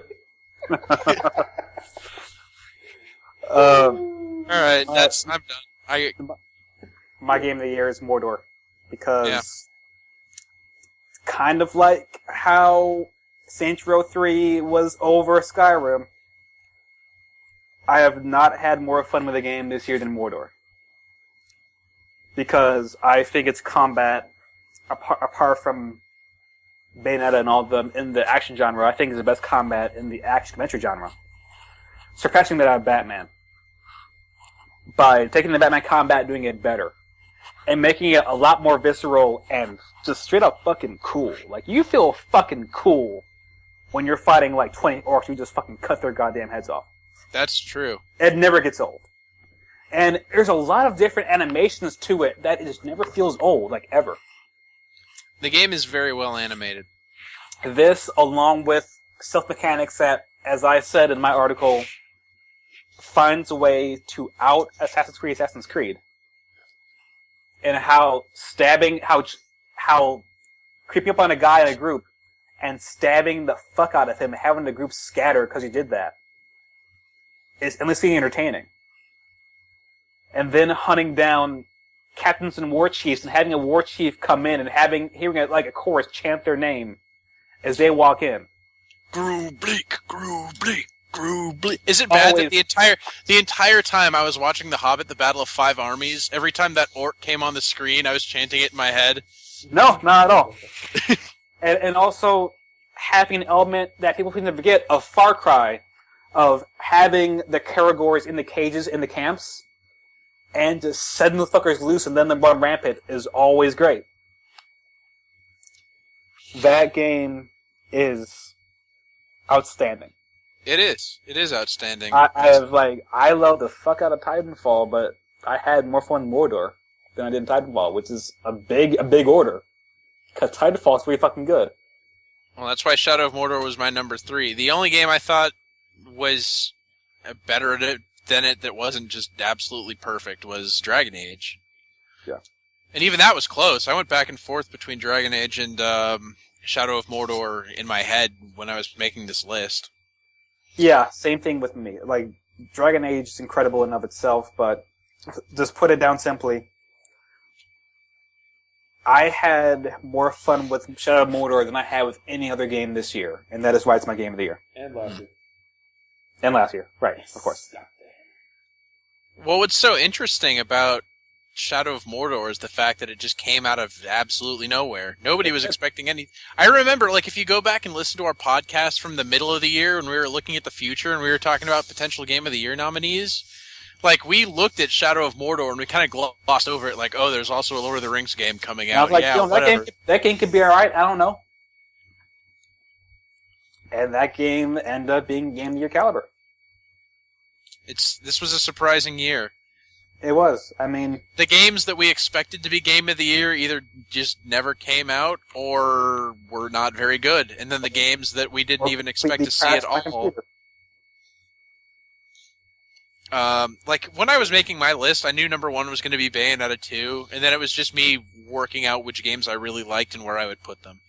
Yeah, like, I pretty much knew that I pretty much had Mordor, Dragon Age, Titanfall, and South Park in a certain order. And the last 6 were the problem. But yeah, this has been a down year comparison to last year, but still a good year for games. There were a lot of fun games this year. And I had fun with it. In comparison to the down year that was 2012, yeah. This is a very good down year. Without a doubt. Yeah, so, I'll take this down year in a year. Yeah. Well, me too, because I liked it a lot. One last question to pick your brains for. Is there any game that came out, let's say, in the first, 8 months, so January through August of this year, is there any game that came out during that time that at the time you thought, this is easily top 10, and then didn't make top 10? That didn't make top 10? Yeah. For me, it was Mario Kart 8. That did make my top 10, so... It didn't make my top 10. I think Mario Kart's the only one that comes to mind. Oh, and Transistor. And Mario Kart, Transistor, and Wolfenstein. Transistor, I thought, probably had a shot at my top 10. It didn't end up doing that. I can't really think... South Park was the one that was dominating my mind early in the year. South Park and Titanfall. Right. I think there was a game that came out around the same time Titanfall did that I really liked. Clearly, I don't remember enough about right now. So, no, I guess not. Okay. Though I will say, it's really fun being in the beginning of the year and saying, this is the game of the year and no game will top it, and then having another game come out and top it. And no year for me was that more fun than in, I think it was 2011, when Portal 2 came out in April, and I'm like, this is the game of the year. No questions asked. No game come out be better than this. Then Skyrim came out. I'm like, well, okay, Skyrim's a game of the generation, so this is a game of the year without a doubt. And then fucking Christmas Day 2011, Saints Row the fucking third. Oh, that's right. I remember. Now I'm like, I cannot believe I'm saying this, but Saints Row the third is more fun than Skyrim, and I think this might be my game of the year. I remember when you did that, and I was like, I don't know about that particular choice. Very rustled. That might have been the most rustled I've ever seen you, apart from when Walking Dead won Game of the Year. I was almost offended, honestly. Bravely Default, Ruben, to answer your question. Bravely Default came out in February. I was pretty sure that'd break the top 10. It didn't. Okay. It almost did. It got very close. Persona Q only edged it out barely. So. Yep. Can't judge things too early. Just still want to say Portal 2 was my game of the... best game ever made for PC. Alright. Okay. Best game ever made for PC. That's a really good question, actually. I'm not the person to ask about that. Anyways, so we're at the 2 hour, 40 minute mark. I think it's time to Great. wrap it up. Thank Good. everyone So, for listening. the one last thing. Huh. Shout outs to Amanda and Joshua getting engaged, getting hitched. Oh Hell yeah! yeah. Congratulations! Congratulations. Please invite me to the wedding. I really want to go. If I'm not best man, I'm not sure who could. I mean, what? What is his If last I'm- name, Ruben? Where's? You Mike. fuck you. I really You really know a just, goddamn thing about him. I want to be involved in the wedding. I'll be a bridesmaid. I don't give a fuck. I want to get drunk at that wedding. Me I want to see too. what happens. I really do. I want to make a drunk speech. There's I know I've seen Wedding Crashers way too many times that I really want to be part of a wedding now. And the fact of the matter is nobody I know is getting married quick enough, so. And Ruben, Pippin's gonna be there somehow, some way. Oh, of course. They're gonna put that fucking dog in a goddamn dog tuxedo. I guarantee it. Please. Yeah. So yeah, I can't wait for them to get married. They're a good couple. Shout out to them. Yeah. Until then, So, we are the Critical D. So All of we us. can look forward to that next year. have a happy Cast New the Year, wedding. everyone. Let's cast the wedding, you guys. Yeah, live cast the wedding. Big cast. Critical D wedding cast. No, the Critical D match Dimony cast. Matt Damoni. Matrimony. Matrimony. Critical wedding D matrimony. Quote, : this was a bad idea. This And is then we'll have Matt hosted because the word Matt is in matrimony. Oh my god. You guys are terrible. But until Anyway. then, we might be doing a top 10 anime of the year podcast at some point. Maybe, I don't know. It wouldn't I'm be until part of that. January. I'll listen. I'll do what Ruben did. I'll listen and I'll comment, but I can't comment on the top 10. No. And then we're doing end the season podcast with probably 5 people because fuck it, who cares at this point? Well, I mean, we're going to do a retrospective for anime for the season. Hungover. But I think... We're doing it the after like to- party. I want to wait for the random curiosity top 10 so we can bash on it. And I want to see if it's. eventually Let me go round see it. if it's out yet. I doubt it is. But Hey, we should anyways, end this podcast. Yeah, for those of you listening And play before Titanfall. tomorrow night, have a happy new year. For those of you listening in 2015, welcome to 2015. I'm gonna get drunk. Yeah. I'm just gonna. I don't know. Hang out and do what I want. All right. Goodbye, folks. Bye.